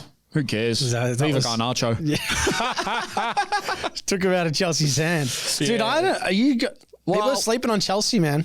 I said it at the start of the year. I'm still not sold. By the way, we're winning these games without Palmer. So for everyone that said we couldn't win games without Palmer, sucker from the back. But we'll be all right. We'll be all right. I still don't think we're just there yet, especially because like losing Colwill. I don't think the wingers we have, bro, Delat might be out for like 6 to 8 weeks. So the fucking most hilarious shit is Nicholas Jackson was off to Bayern on loan. Yeah, they cancelled it. They called him up. They said, tell the pilot to turn this motherfucking plane around. Oh, was he like in? Pretty much in transit. It was already done. Yeah, so he'll be back. We signed another kid from Brighton as well, Buonanotte. So we just signed all their players. But yeah, I'm relatively confident. We haven't had a massive club yet. We got Bayern Munich next. Then we got United. We also have Barcelona in the Champions League. Yeah, dude, the Champions League draws. So, back on the prices thing, bro. Yeah. I actually don't give a fuck anymore. It's all cooked. With all due respect to him, Newcastle signed that Volmatard guy. It was like 90 mil or some shit Yeah, from Stuttgart. And bro, he's been capped, I think, 5 or 6 times for Germany, which is obviously tells you he's good. But bro, he hasn't played that many games and That's what I'm scored saying. like that many goals to warrant 80 million. That's what I'm saying, bro. That's a desperate buy. 100% it's a He does like I watched some clips of him. He looks good, but if you just go on a stats with strikers, I just go off stats because that's all that really matters. United. Yeah. Did you watch it live? Yeah. Of course. Yeah, so was I. I got back from the Olympic Village, and probably like an hour and a half later, the game was on. So yeah, I watched it. Funny as fuck. Fernandes probably saved Amarin's job for a few more weeks. Amarok. Yeah, I don't know, man. It's Bro, he looks like he has severe I don't even mental want health to. issues. I don't even want to talk about him, bro. Stick by him, bro. And I will, but like it's the performance against Arsenal to the performance against Grimsby in the space of 10 days, which is what destroys a soul, and it's been happening to us for 10 years. Do you know what I did the other day with John? We sat there and watched the whole Grimsby game, but Goldbridge. How good is Goldbridge, bro? Bro, I don't care if people hate him or whatever. He's fucking hilarious. He's fucking shit. Yeah. The players must hate him. he's fucking shit. Yeah, he thinks he's fucking Superman without a cape. Hey, do you know what? Probably should talk about this. He's changing the game. For those that don't know who we're talking about, Mark Goldbridge, he's just a Man United fan. I would say he's slightly teeters on the dorky side. Yeah. He's maybe nothing. persona and look, but like he is hilarious. And he's making bread, so. And he's a streamer. Yeah. And he does not go to Old Trafford anymore. He sits at home, and the amount of people that watch him is the amount of people that go to Old Trafford. 90,000 for the Grimsby game. 90,000 people watched him watch Man United. And why I'm bringing this up is because he just got the rights for 24 games from the Bundesliga. The Bundesliga have contacted him and said, we're going to give you 24 games to broadcast for you to stream on to grow our brand in England. Isn't that game changing? So we spoke about this in our group chat. I don't know how I feel about it for the big leagues in Europe. And again, I don't know how many times I've got to stop doing this because I always fucking do this because it's my self-doubt creeping in, but I must do it still. Don't doubt yourself, bro. Come on. I don't know about fucking broadcasting. So someone's going to say, oh, blah, blah, blah, blah. But anyway, I think someone like the A-League should look into doing this. If you can somehow now, obviously we've got to grow the league here because getting people to watch it in Asia or whatever is not going to get bums on seats here. And I don't know if there's any streamers here that are big enough for the A-League to be like, here, have some of our games, have some of the rights to our games. But for international audience, for maybe eyes on the league, for maybe players wanting to come here, players wanting to get sold overseas, if I'm the A-League, man, give a few big games to a streamer. I know the Paramount deal is probably saving the league's ass because there's no money in the league. But could you see a return on investment otherwise by doing something like this and having that much more people watching the games, whether they're the derbies or the final series or. I'm not a fan of it for the big leagues. So just on the Bundesliga side, you got to think though how big football is in England at the moment and how big the Premier League is. Yeah, of course. And that they're all trying to be as big or get their game. Like even the best players in Italy and under Barca, Real and Atletico and so forth are getting signed by Bournemouth. Yeah. Are getting signed by teams that are 16th, 15th in the Prem. Bro. So, but your point's a great one. What I think would have been a good twist on it is say when Del Piero and Heskey were in the league, you sell the rights to like the biggest Juventus fan streamer. Yes. So there's a connection and reason. That's smart. Then you go and get Liverpool's biggest fan who's like Heskey, or something of that nature. That would be the way to do it for me because otherwise there's no purpose.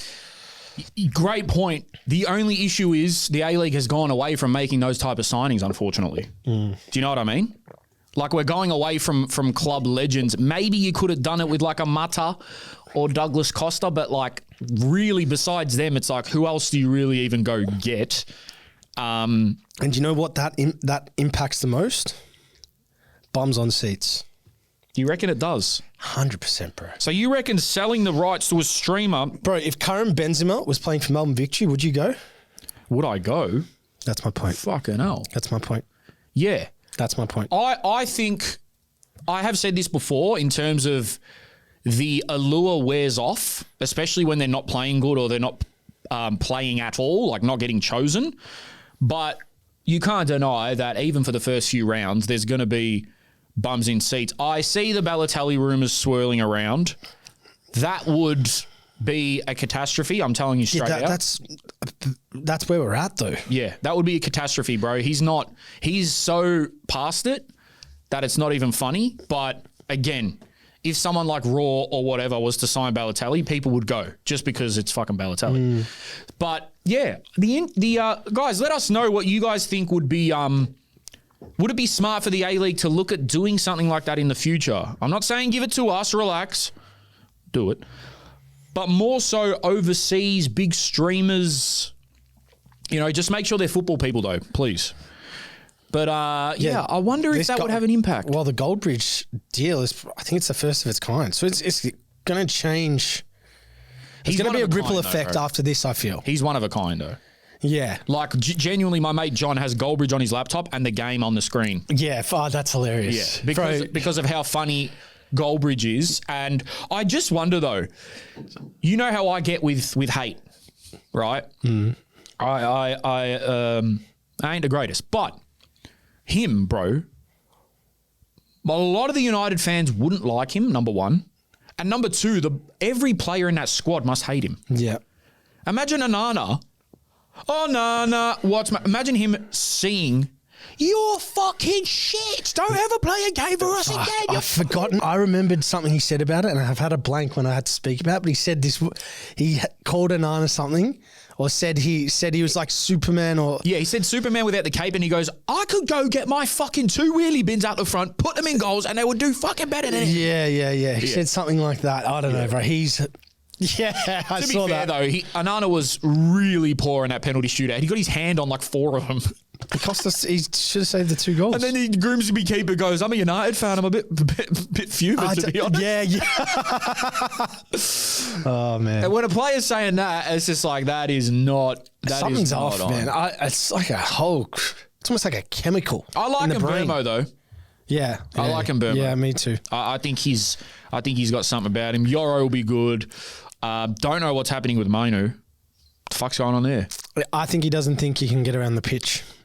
Maybe, but then you got Casemiro on there. I'd play Mainu every week, bro. So would I. Yeah.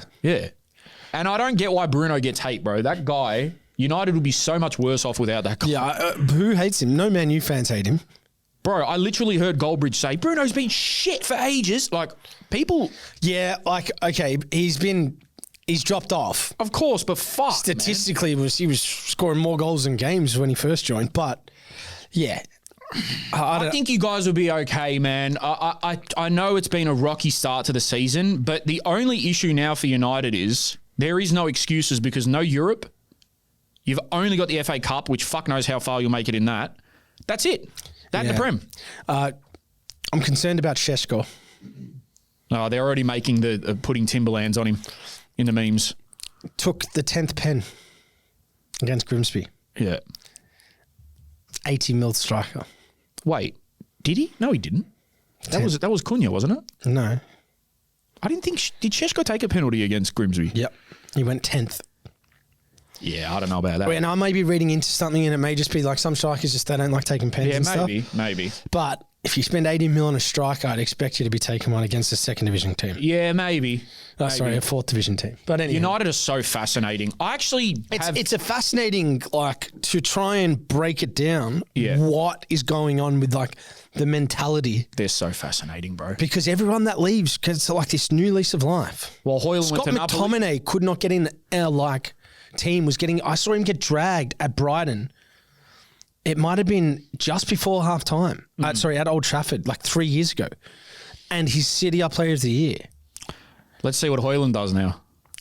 Rasmus Hoyland. Have you seen the... Yeah. Daniel Farke. Yeah. Daniel Farke is one of the funniest cunts ever, and he should be in wrestling, not as a coach. Shout out to Jack Grealish. What a player. Balling out, man. Someone said this is where he's meant to be, at a smaller club being a cult hero. It suits him so much better. It does. And it does. Yeah. It does. And Dewsbury Hall, he's playing better than Wirtz. Yeah, he is. Dude, Wirtz is, I don't know, the Newcastle game was like probably as Premier League as it gets, like physical and stuff, and I reckon that was like his baptism of fire. Shout out JP20, man. Joao Pedro, man, he scored again. Joao Pedro. He scored again, man. He's a fucking guy. I don't know how the fuck no one else went after him. Neither. How did just you and Brighton, man? No, we're in cahoots. Yeah, but like we're fucking each other. No, you're fucking them. You're giving them money, but like they are making you successful. Yeah, but at the same time, bro, they're your academy. Them. Yeah, well, yeah. But like they are so fucked, bro. No matter how many players they sell, they find a way. Yeah, that's what I'm saying. I really think Irankunda to them would be great. Yeah. Would be great. Like they really are aware of what's going on in the Shout out market. all the dickhead Fulham fans that were clapping and cheering when Delap got injured. That was weird. But yeah, other than that, bro, it felt like the Chelsea game didn't happen. It was like we scored the 2 goals and nothing else happened in between, which I'll take. Dead game. Yeah, it was a dead game. I'll take Enzo. Don't know what's going on with him at the moment. Caicedo, brilliant once again. JP, great. Rob Sanchez, a clean sheet's good in my books, buddy. Trev Chalobah, good to see him back. Yeah, it'll be interesting to see how we go. I wonder if it's the time if you did some Chelsea watch-alongs, I reckon you get a few people. You know, I used to do, one time I got asked to do this. It was a big football channel in the UK. United Stand, I think that's what they're called. That's who's that? Goldbridge. Is that Goldbridge? I think so. There's I think it's That's Football, something. It's like a big United channel, and they got on people from around the world from other clubs, and I did a live stream with them once, and I actually been on a football podcast in the UK, Gold Diggers. It's this all women's football podcast. But yeah, I'd love to, because I'm going to be real, and I know people will get at me for this, but the shit that I care most about is Chelsea, and probably what I know most about. I don't really... Like, bro, Brighton and Man City on was last night. I was like, yeah, I'm going to watch a movie. But I won't miss a Chelsea game. I keep up with the other shit, but I don't know, man. It'll be good to get back to the bridge soon. Hopefully soon. But I don't know. We'll see how we go this season, man. The one thing I did want to say is, though, stick by your clubs, people. Who's not sticking by their club? A lot of people on Instagram, and they're usually Arsenal or Liverpool fans. Arsenal is the funniest club in the world to watch. They go, bro, I'll never forget this. I know some big Liverpool fans. That season where they finished 4th or 3rd or whatever, a couple of years ago, whatever it was, they stopped watching games. And they live in England. And they're like, no, we're shit, I'm not watching it. I'm like, what the fuck? Yeah, there's so many people... Those two clubs, Scousers and the North London Arsenal, that those clubs are their life. Yeah. Like, they know so much about, like, they know who's taking a shit when and where. No, but I'm saying, like, I don't like it when the fans stop watching because they have a bad patch. And that's what I mean. They're so intense about the clubs that they go the other way. Yeah, maybe. Arsenal is the perfect example of how their fans, they're winning the league after 3 wins. They talk like that. And then after 3 losses, they're saying everyone should get sacked. And it's a meltdown. Like, it is such great entertainment. AFC TV, man. Big up the United fans who still watch. Thank you. Well done, Jake. Yeah. You need to keep I was just thinking, as you talk about how you get up for Chelsea games, I was like, fuck. Have you ever experienced getting up where it's like anything can happen in the space of 5 minutes and it could change your whole weekend? Bro, that season where under like some of the times under Potter, some of the times under Poch. Oh, yeah. I was like, bro, why am I getting up for this? Yeah. Like, and again, I know I'm spoilt compared to other clubs because we always win something. Guys have been great under Maresca, I think. I think I'm happy. I'm content. Compared to what we've had, he's better than Poch. He's better than Potter. I did fall to my knees when we got rid of Tuchel because he's my GOAT. But other than that, bro, even sometimes under Frank on the second run. So when I went to go watch Chelsea the first time, we were under Frank and we made top 4. But the second time under Frank, bro, we were fucking honking.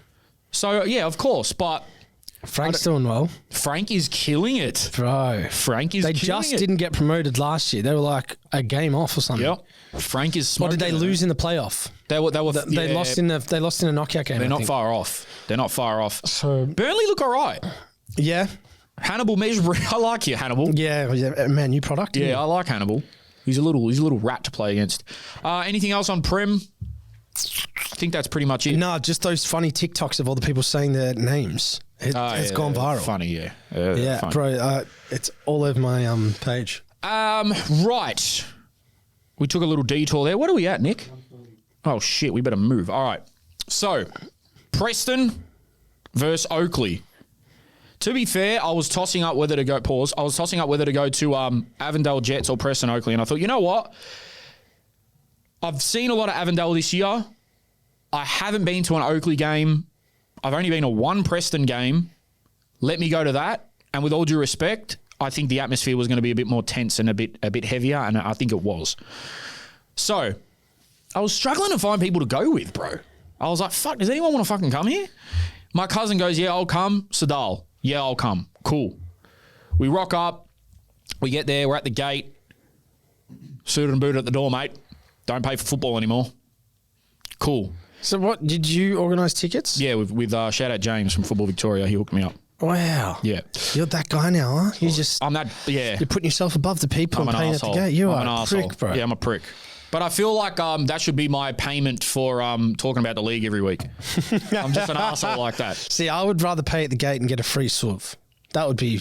Yeah, but I'm calorie counting. Anyway, we walk through and so they've split the Preston fans and the Oakley fans. They're on complete opposite sides of the pitch. I look to my left. Preston have filled the old stand. It's packed. I look to my right and Oakley, fair play, have filled the new stand, which looks brilliant, by the way. Does. I was like, now, wow, this is good. The sun was shining. It was a nice deck. The guy at the gate goes, where do you want to sit, with Oakley or Preston? And I was just like, I don't know. Like, I'll probably just go to I want to sit in the new stand.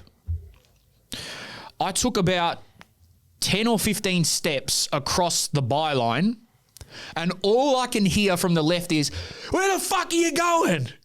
Oi, what are you doing? Oh, Turn around. I know. Where the fuck are you going? From multiple voices. Oh, was it? Yeah. I know. I look and I'm like, fuck. Jimmy Gligger and the Prez. Gligard, Denko, the Prez, randoms that I couldn't even see. Where the fuck are you going? Macedonia. And I was like, I looked at the boys, I was like, it'll be more fun, with all due respect. I said, let's go sit with Preston. So we turned around. The security was like, fuck's sake. Opened the gate. We went with Preston. Man, they're the best. Those guys ran up to me, hugged me. Gligger was doing spin bowls again. Yeah. Was Preston expected to win that? That's an upset, no? It's a little bit of an upset. Well, Oakley won it last year. Yeah. They won the grand final. It is a little bit of an and upset. obviously away from home. Massive win, bro. Well, I was like, due to the noise, I was like, this is a Preston home game. Yeah. It was loud, bro. Preston came out loud. Like their group of ultras were chanting non-stop. The families were even and the love I got as well. Again, shout out to Preston and their fans, man. Like I get a lot of love from them, man. I really do appreciate it. Like people were asking me to take photos with their kids who probably have no idea who I am. What? Yeah. Forcing their kids into a picture? Yeah. Stand next to this guy. There was one guy, man, he's a legend. I forgot his name.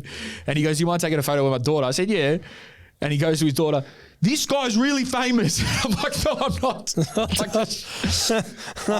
But yeah, just people coming up. It's like saying they love the pod, hugging me, fucking. And again, it's the difference in demographics that I love. Because it could be like a 10-year-old and like a 60-year-old.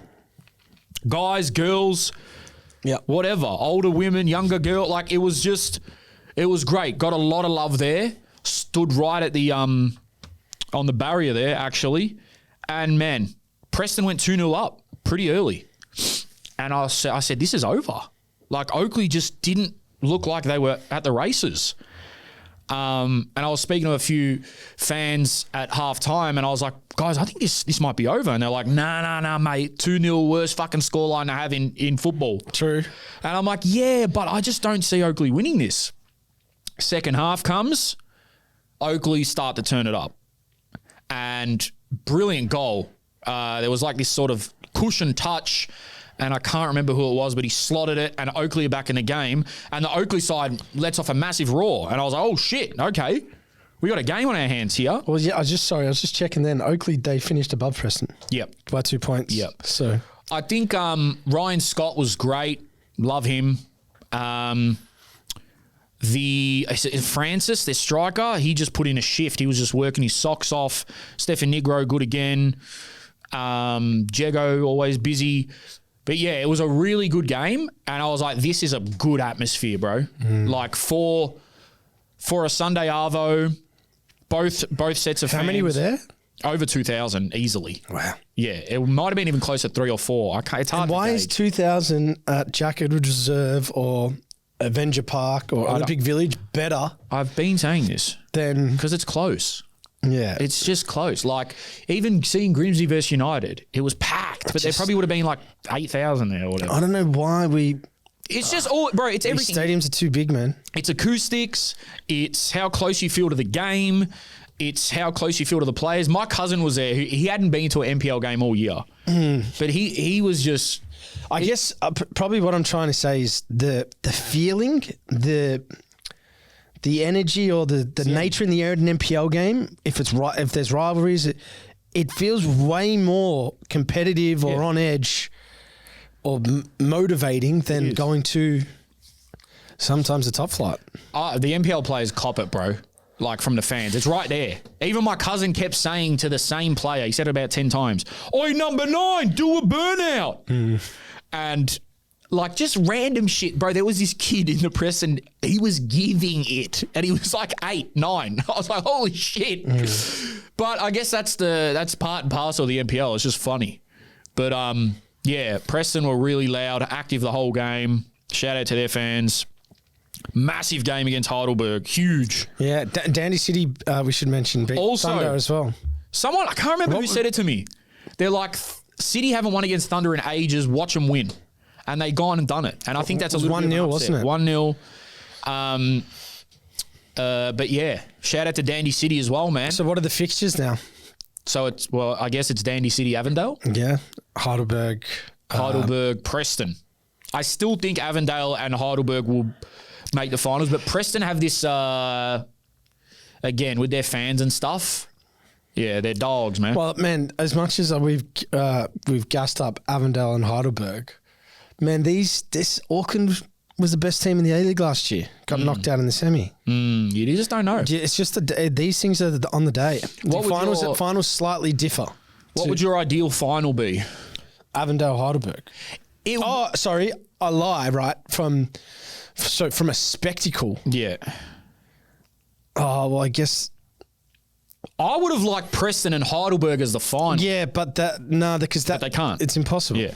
But I would have liked, if I had to pick two teams in terms of atmosphere and stuff. Well, Preston making the final will make the final.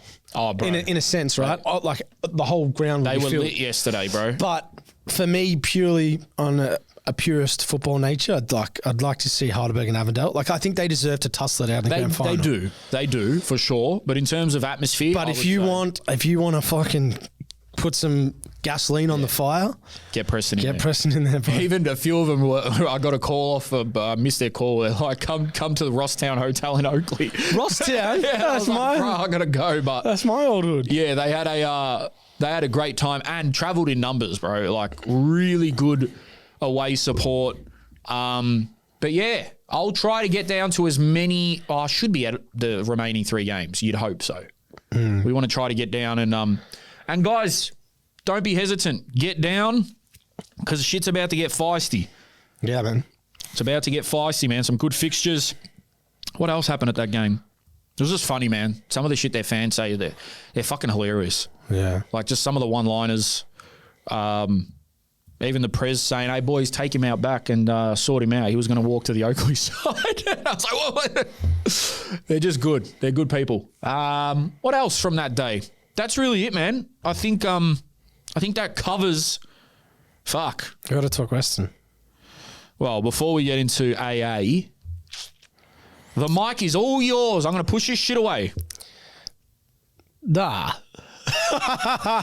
That's Jerome refusing to talk about Western United because last time he did, which 99% you said probably accuracy. Let's just move on. Yeah. Anywho, so I obviously wasn't here on that episode, and obviously I think a few people probably wanted to hear my 2 cents because I'd actually been through this with Gold Coast, and know what it's like to be in the position of the last 4 weeks where it's like you don't know if you're going to have a club and then finding out you're not going to have a club. Like those 2 places I've experienced. The first thing that I can say just around the situation is it's not good for anyone to have another A-League club go. It's sad for football. It's not great for what was building there. And I guess with all the fallout that's happened in the last week, pretty much what's happened, Jeromes, is as of Friday, when Western United, I think they put out a statement after, but liquidators have been appointed to essentially liquidate the club. So right now, Western United is still like a legal entity.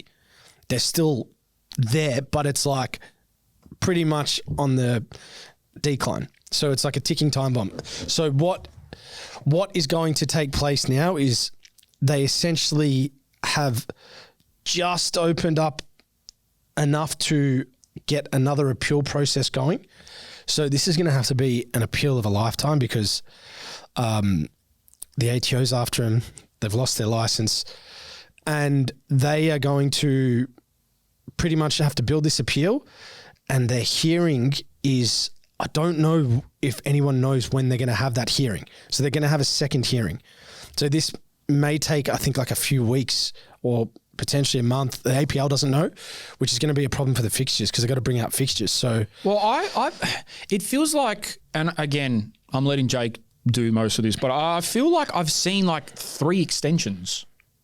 Yeah. So, look, obviously, I'm assuming that the extensions there's been maybe enough evidence to warrant it, but at the same time, it's like there's clearly problems. The ATO's after you. The APL's already taken the license off you. So from Western side, they're trying to delay it to either generate enough money to pay off some of the debt or to justify that they've got sufficient evidence and money and financial stability from new ownership. But how do they, even if they do survive, how do they then rebuild? Because they're going to be down as fuck. Yeah, I don't know, man. To be honest, like, so moral of the story, there's actually technically still a chance they stay alive. But it's like technically 2%, isn't it? Well, yeah, it's like appeal of a lifetime miracle. Yeah, okay. A lot of money needs to be paid in different places. Like it's got to be extremely tough in the time period to do it. But there is like people saying they're done. Yeah, they probably are. But technically, there's actually still hope for them. Like that's what Western United is drilling into their club. I think there's definitely some building. Like I think a lot more people were hopeful that they would survive, particularly in the club a month ago, 2 weeks ago. I think it's starting to dwindle now. It's starting to hit home, and they're starting to like lose patience, starting to be annoyed with like how much more longer do we have to wait, and those type of questions. And obviously from like the football side, JA is probably like, well, do we train? Do we not train? Like we're not even going to be in the fixtures. So I don't know, man. It's a bit of a roll of the dice out there that hasn't worked. Yep. And it's just sad because there's a lot of good people there, as we know, and as you've touched on. Yeah, and I think that, you know, all I'm going to say is that it's obviously a bit of a mess, or a lot of a mess, I should say. And mistakes were made. That's very obvious to everyone to see. But, yeah, I do feel for a lot of the people that are, especially in like the higher positions, and this is not to say that people in the lower positions aren't the same, but like the higher, more sort of, how do I even word this? Someone like a JA who's like, I'm a coach and the A-League clubs all have their coaches sorted. Like, and my future's just in the air. Like his next job is now, there isn't a next job in the short term. That's what I'm saying. But even it's interesting that he re-signed. Yeah, I don't know. So I don't know. I wonder, like maybe he obviously, whether he was believing words or whether it wasn't apparent to him, but I know he's a smart man. So obviously he backed in, and maybe the owners and the fixtures, bro. Fuck me.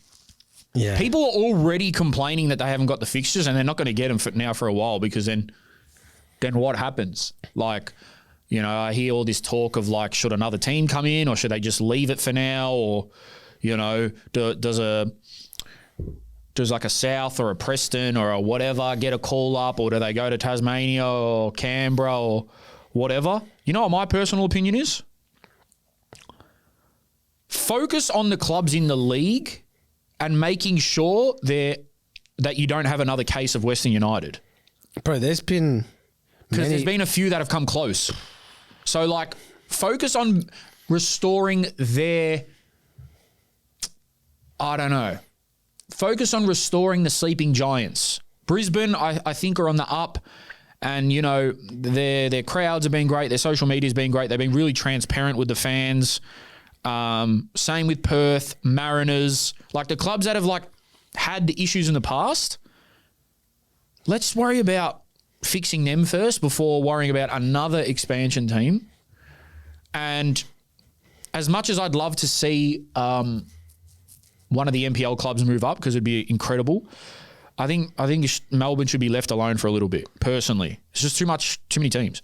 Yeah, like I feel like there are other places now that deserve a chance per se. Yeah. I don't know. Do you know what's, just thinking ahead, what's sad about it, right, and this is from the playing side, because there's going to be a lot of staff members, as you said, that aren't going to be able to get a job, would fear that they're even going to get back into an A-League setup, for example. But there's going to be a lot more players than not that will join a non-A-League team now. NPL. Yeah. Yeah, of course. There's not enough roster spots.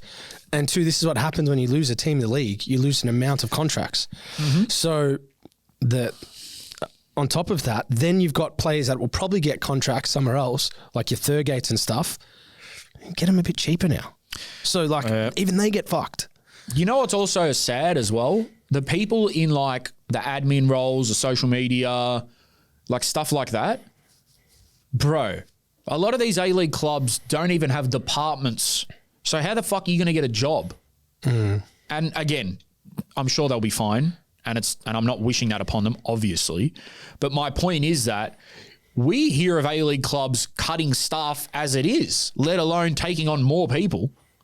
So the whole situation is just fucking, it's deep fried, bro. Yeah. It's deep fried. That's not, the way I see it is like, that whoever makes this decision, I genuinely believe Football Australia has input in the conversations. Like the APL puts out the statements and they have a say.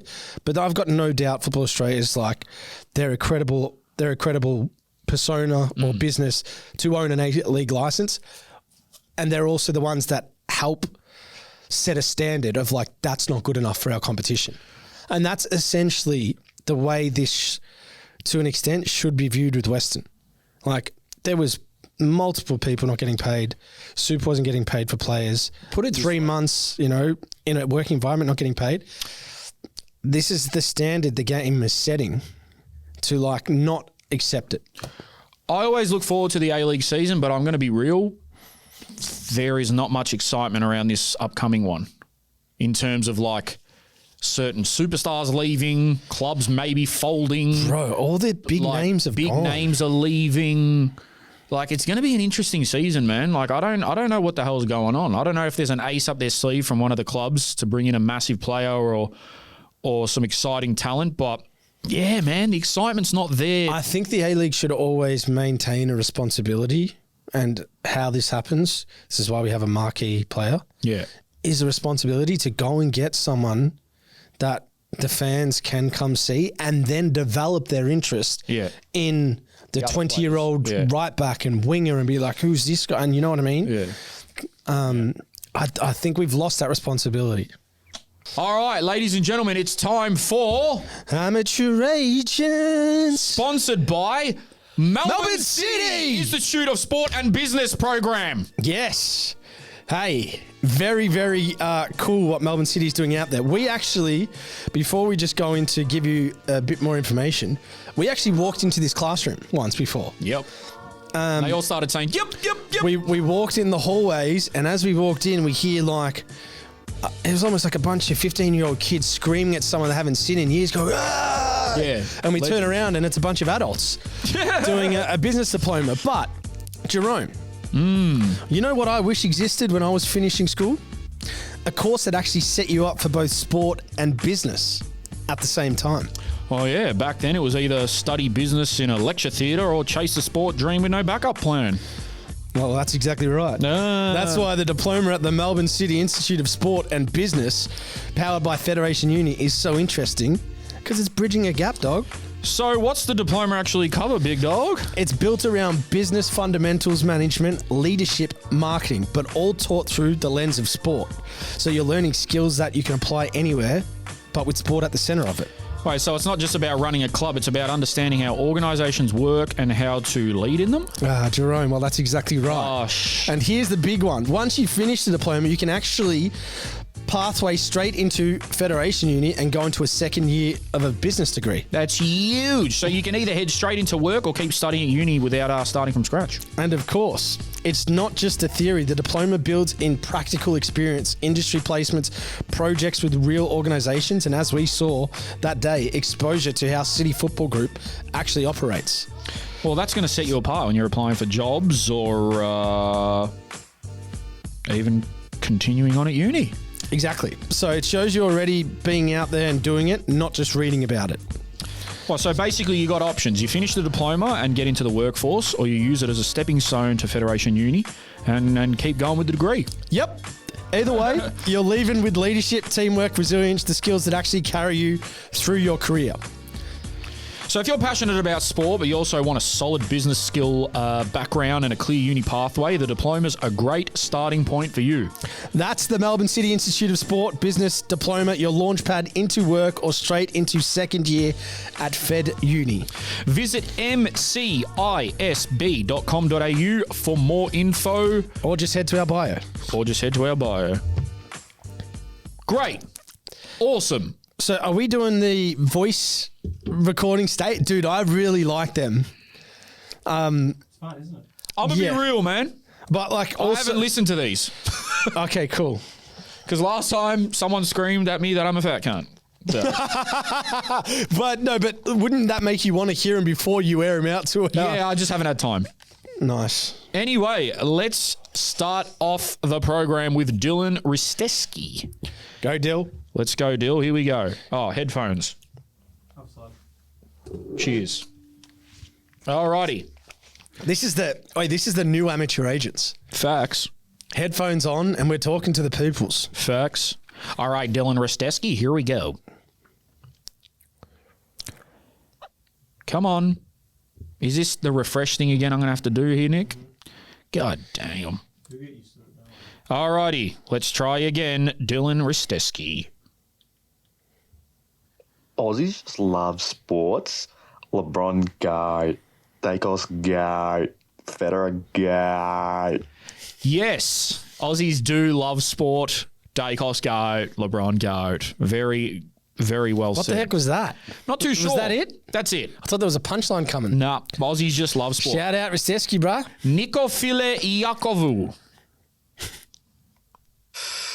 Oh, he's a good kid, you know. He's a good kid, yeah. They're just quoting me at this point. Shout out Nikofile. Ashton Georgeski.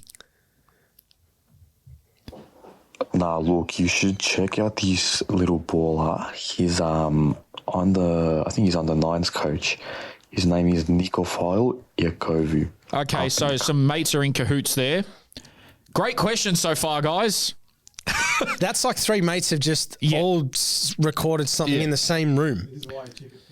This is why that's all right. We'll give him some airtime. No, that's cool. Yeah, Whatever, man. This is his name is Jeromes King. All right, boys, I'm fucking loving the content that you're pushing, but I'll be honest, we need more content on Patreon. Come on. Please. I'm dying out here, bro. I just need more of what you're doing. But now my question is about Joey's. Do you think that Joey's is right, like the right age for 17s? Like, do you think that they should be maybe even under 16s or under 15s as well as under 17s? Or instead of? And also, have you guys seen the new Joey's squad that's just come out for the Japan tour? And what are your thoughts on that if you have? Because obviously Beckham Baker has got his first Joey's call-up off the back of his new pro deal. And yeah, just wondering your thoughts on that. Thank you, brother, for whoever you are. Look, man, I'm going to be real with you. The Patreon right now is an extra episode a week and 2 vlogs a month.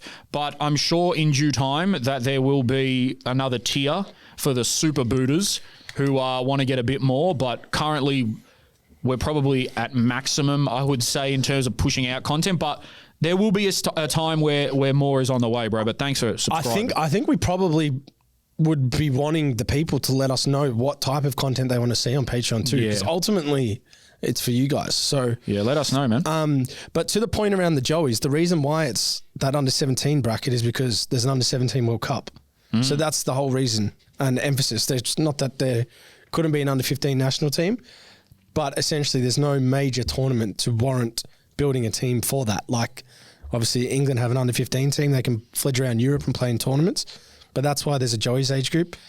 And Beckham Baker, if you're playing, first team football, you got a first team contract, you should be in the Joeys. It's incredible that there's a Joeys player that is, on a first team list. It's actually very interesting as well. And I don't want to be a dimmer of hope here, but all gloom and doom, I should say.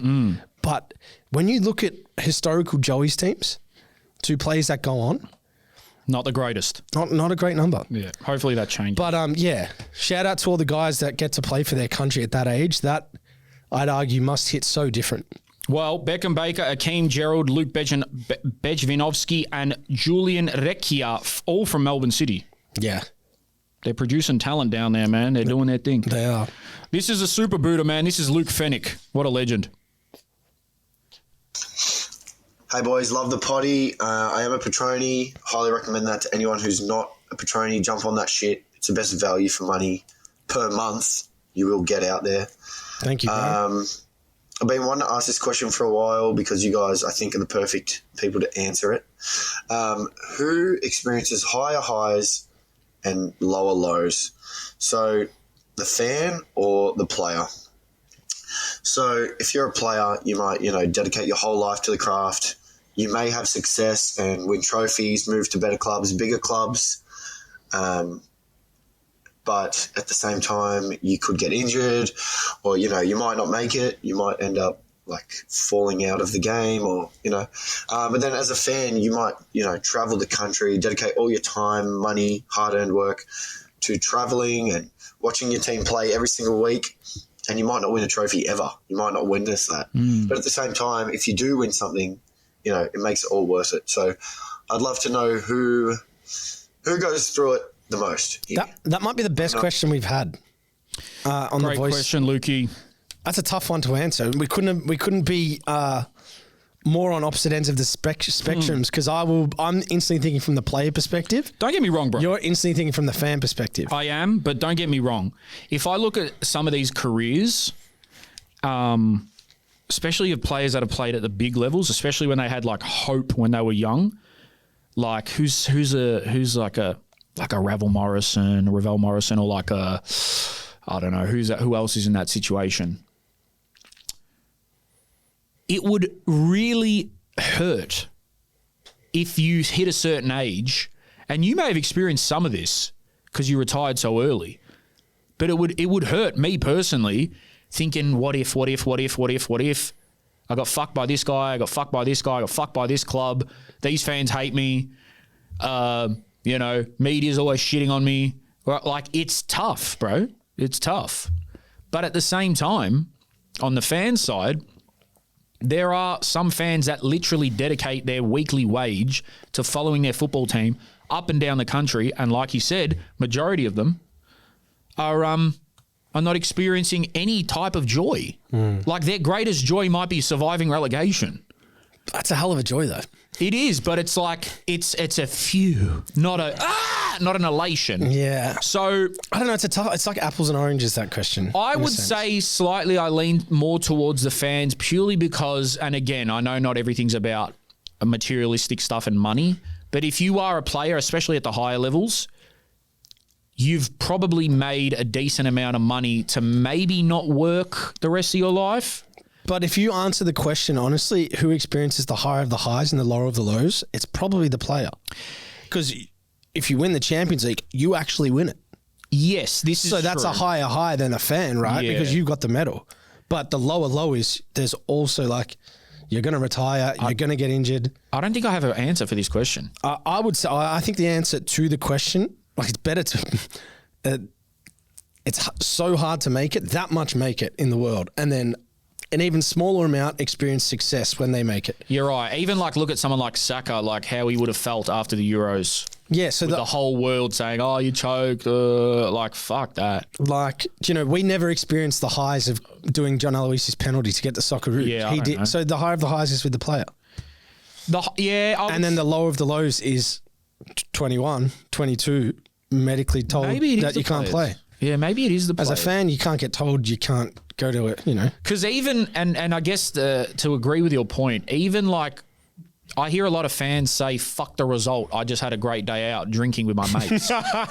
Which... I had 10 before half time, man. Yeah, it was like, fucking... maybe, what was the score again? Yeah, literally. So maybe it is the players, man. But great question, Nick. Great question, Luke, man. thank you. This is from Nick. Try to speed this one up. Hey lads, just thought I'd come on here and send in a message from a Western fan. And I think the main thing about this whole situation is just pissing me off a bit. I think as much as our owners got in debt and they fucked it themselves, is it not the A-League's job and the APL's job to ensure that the ownership is good and are doing the right thing? So on top of that, man, I'm not trying to be a conspiracy theorist, but part of me thinks that the A-League's just wanted Western out of the league. I think from the start, mentioning the low crowd numbers as a reason as to why liquidation's on the cards, that just shows that they don't have belief in the club in the first place. And then just on top of that, man, like they said, they put their foot down and said they're not going to help us out. They're not going to hold on to us as in this caretaker period or anything. When they did that for the Jets, they did that for glory. They sold glory for $1 as long as the owner took on the debt. Like they could have done that for us. There were talks that someone tried to take over the club and take on all the debt kind of last second in the liquidation process, and they refused to accept that bid. And I don't know, boys, maybe I'm just tweaking out a bit as a fan and I'm just pissed off, but I kind of put this one on. As much as it is bad ownership, yes, I do kind of hold the A-Leagues a bit responsible for this, and I think they could handle it better, and who knows. Thanks for reaching out, Nick, and fair fucks, man. Yeah, fair fucks, but I say this with the utmost sensitivity to what I understand the time you're going through as a fan. Trust me, you might just be tweaking a little bit because, for instance, right, let's use the Perth Glory example. The APL's kind of gone black and white now on actually trying to help clubs to that level because they were doing it so much and sinking so much money. The reason why Perth got helped is because their owners, Tony Sage, one day just woke up and said, I'm done. So their owner left them. This is a bit different. I don't think the APL can control. If I go to my friend up the road and say, hey, I would like some investment, some capital to bring into the club, the APL can't control me doing that, right? So if I build up sort of a period of debt and I can't pay my staff, I don't think that's necessarily I don't think the APL wants to get rid of Western. I think they feel that their hand has been forced. To play devil's advocate and play the other side, although what Jake's saying makes sense and he knows more about it than I do think on the base level looking at it, it does seem unfair because it's like, oh, why are you deciding now to not help clubs? Why is it us that you've decided to be like, all right, that's it, we're done? That's probably what he's looking at it like. I understand that, and it could be just a coincidence of timing. It could be because the debt's way too big. I don't know. But I'd like to think that the APL will be consistent with that going forward. The only reason they've stepped in to help some other teams is because they essentially had, like, it was a different situation. Those clubs weren't, like, in the same position as Western. And also Western has been saying they were going to get bought out by an ownership group for a long time, and the APL waited a long time for that to happen, and it never happened. But it is a fair point from the fan point of view. Like, I can understand that sentiment. Thanks, Nick. This is from Jim. Hey, boys. 2 organisations I want to give massive props to. The first is the Australia Cup. It seems like there's a new level of investment, new level of care. Yes, it's helped that we've had the cup runs of Avondale and Heidelberg, but they got Hahn as the naming rights sponsor. That's been massive, and they've really engaged the social media creators well, like Joe K and all the rest of them. They've done that so well, and it's been really engaging, really exciting season. And it's a perfect way to start into the A-League season. Hell yeah. The next organisation is Mitre. When they were announced as the ball sponsor, I was a bit disappointed because obviously Nike, they're a bigger company. It felt like, the A-League is really suffering. But Mitre, they non-stop posting on Instagram about Australia Cup. Like, they made a beautiful ball for the Australia Cup. And then for the first time ever, they made a finals ball for the A-League for both men's and women's. And they non-stop posting like that. And I think that's where you can cut through with Australian fans, because we can spot a fake from a mile off. Australian football fans, we can tell when people are bullshitting. And if they respect the game, we'll respect you. And I feel like they've done that beautifully. Well said, man. Well said, Jimmy. Yeah, I would agree, man, on all fronts. I think seeing sponsors actively take part in the building of the tournament and showcasing it, I think you can't ask for more, really, because a lot of people will just be like, yeah, just slap our name on the billboards and Bob's your uncle. But yeah, and I fully agree about the Oz Cup and the Oz Championship. It's such a great investment for all businesses to get involved in, because no other sport can replicate the competition. Nope. This one's from Wacko. Wacko! G'day, Wacko. G'day guys, Wacko Jacko here. Love listening to the podcast, and I look forward to whenever you decide to do some stream watch-alongs. I think that's the best content some of you guys do, and it just really enhances the experience of watching football games. I've got a question, or more looking for your thoughts. Do you guys think the NPL should all merge with each other? Because after the Australian Championship, where we eventually do get pro-reg to the A-League, I think it should be a good idea that all the NPLs, maybe like the Eastern States, merge, and then you have like a conference thing going on there, and maybe with also like the South Australian, West Australia merge as well, maybe including Northern Territory, just because I think the level across NPL is so even now, and like after seeing the Australian Cup and seeing Avondale and Heidelberg compete, I think we're almost ready for like a bigger, broader league where we're having these NPL teams compete at a high level, and yeah, I think it's going to be awesome. But let me know what you guys think. I love the show. Love you, Jacko. I think we've been more than ready for years for something like that. What we're probably not ready for is what that will cost. But, because at the start when he said it, I said, nah.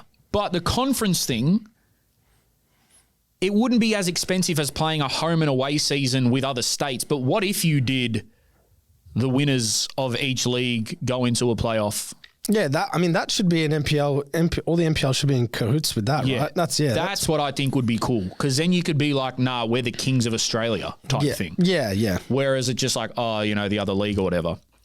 But yeah, I don't know. Home and away season will be, no money for that. But I think a conference setup where there's maybe a playoff would be really interesting, and it'll be another layer of good football and eyes on the sport. So, yeah, I think that they could sort that out. But the problem is, in Australian football, it's all fragmented.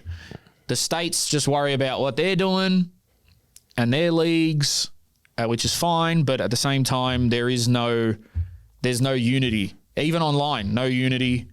It's just constant bickering back and forth, and everyone's entitled to their opinion, but that's the main problem. It's just the fragmentation, and something like that would help unite it. But yeah, good idea, man. This is from Anonymous. Shout out Anonymous. It's Musti here, guys. Keep up the great work. Musti. Loving the pod. And Rashidi, you need to learn Swahili, my guy. Unanida kujifundisha Kiswahili. You can't forget your roots. Well, we'll pass that on to Rash. I don't think Rash knows Swahili. Yeah, but I've been to Kenya with Rashid. Yeah. Swahili, I feel like there's like 20 words. You don't think there's a lot of words in it? I don't think it's a major, big vocabulary to learn. Oh, I don't know. Maybe we'll speak about your time in Kenya one day. This is from Zico Mitchell again. Big fan of the pod. Shout out Zico. Hey, boys. I was just listening to that episode. You guys were talking about changing room music. And I've personally seen some physical altercations because of changing room music. I mean, I can't play, Back in Black for a game before you lose your fucking head. But I just wanted to ask you guys, everybody knows what a good song is. Everybody knows what a bad song is when it comes to changing room music. But what are some of your personal hit or miss tracks? I mean, some stuff where if it hits, the whole change is going crazy, and if it misses, you're crashing and burning, and maybe even getting king hit. Personally, for me, I think my biggest hit or miss is when somebody plays their own set. Let's say somebody's a DJ, they play their own set. If it hits, man, you got the whole change room bouncing like Tiesto. If it misses, bro, you're getting king hit like you're on King's Cross. What are your personal picks? Love the work. Thanks, Zico. Fuck. If you're punching on over change room music, that is insane. Yeah, that's like anger management class. Yeah, you guys might need help. Yeah, interesting, because like someone said it to me. So Avondale play Panic at the Disco after they win. But it's the best. But that could have easily gone the other way of this is so fucking corny, but it works. Yeah. It works.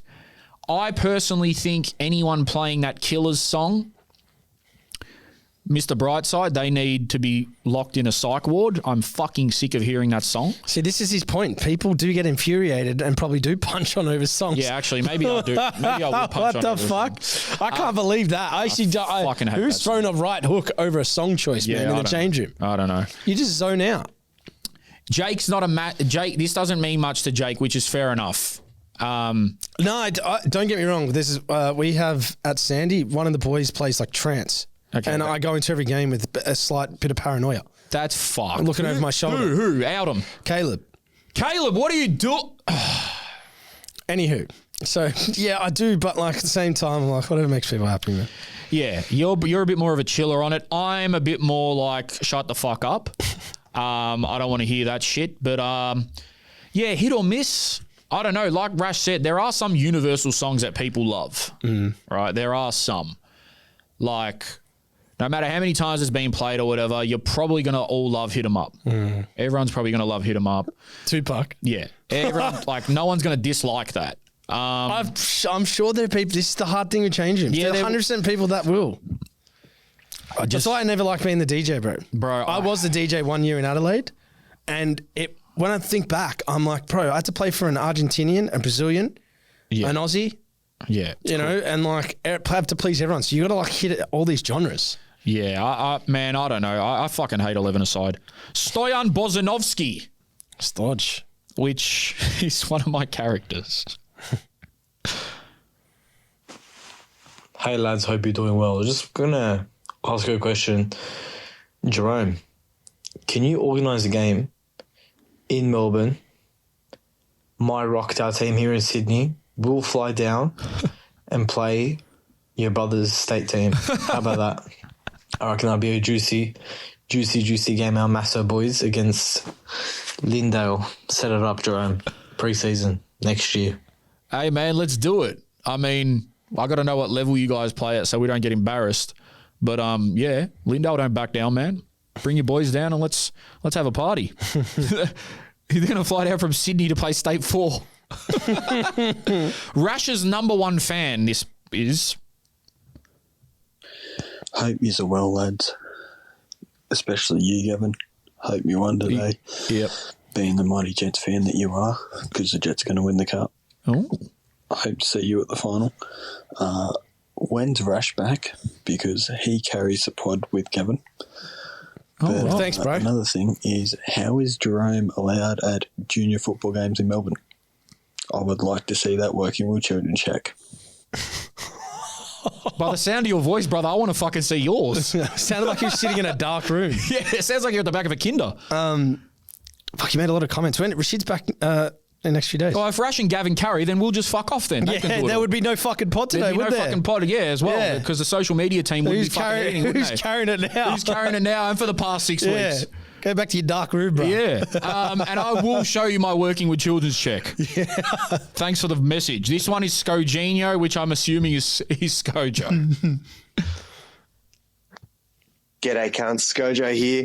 You boys are always giving some good shout-outs, but shout-out to you boys. Absolutely killing it. You guys have been able to achieve in less than 12 months what no media personality has been able to do with Australian football in its history, and that's to make Australian football, A-League, NPL, even down to State League 3, you've actually made Australian football entertaining with your content. Good on you, boys. Fucking keep up the good work. Fuck, that's probably the nicest thing anyone's ever said to us. Scojo, man, you're a legend in these streets, man. You know what? First of all, thank you very much. And thank you for your service. Thank you for your service. We need to get Scojo in here, man. He's got a crazy story. If you're ever down in Melbourne, Scojo, hit me, bro. But, yeah, we really do appreciate that, man. And, not to... there has been other people, like your Les Murrays and stuff who have done incredible work, and Simon Hill and all that. But in terms of like the comedic side of things, and really our aim was, and I've said this a few times from the start of the pod, is to not that we're the deciders of cool, but more so let's get eyes on stuff here because, and I love talking about Prem as as much as the next man, right? But it was our goal, and the best thing we hear is when people say, I didn't give a fuck about Australian football, but now that you guys speak about it, I at least have some type of interest in it, which is the best thing to hear. But Scojo, you're a legend, man, and you must be a legend in these football streets, man, because on the Football Superstar snippet we put up, everyone was in the comments saying, you guys don't know about Scojo, man. Scojo was the guy, and I was like, okay then, Scogino. Scogino. That'll do us for today on Amateur Agents. Any closing sentiments? Fat motherfucker. There you go, Nick. Hey, money. There you go. Speak over us. We're going to get copyrighted. First off, fuck your bitch. There's kids listening. Thank you. That's producing at its finest right now. Anything else, Jake? Any other announcements? Nah, just what a weekend of football. What a weekend for Australian football, we are man. going to get fucked in terms of, not fucked because I enjoy it. Well, yeah, that could be taken two ways, but pause. September leading into October is probably going to be the busiest month we've ever had. Oz Championship, A-League, interstate shit. I'm going to the... I don't think there's one weekend where... No, there might be one weekend in October where I'm in Melbourne. Oh, really? Yep. Damn. Between Perth, what we've got planned on those double trips, and there could be some other stuff as well. We spoke about Newcastle. Living, bro. Yeah, but putting in some work. So, yeah, October is going to be massive. Again, shout out Armadura for the Garms. We're going to be doing plenty of stuff with them. We got a nice guest lined up for this week as well. Yes. A great guest lined up. And a hell of a Patreon app for all the Patronis coming up. You guys asked for it. We're giving it to you. Football Superstar Episode 2 is on Patreon for your viewing pleasure. And again, guys, supply and demand, baby. You want the episodes? We'll give them to you. I dropped out in year 10, but I know business. What else? I think that will cover us. Thanks, Jakey. Thanks, Jeromes. Up the burgers, man. Up the Tigers. Yeah, go the Tigers. Suited and booted. We out.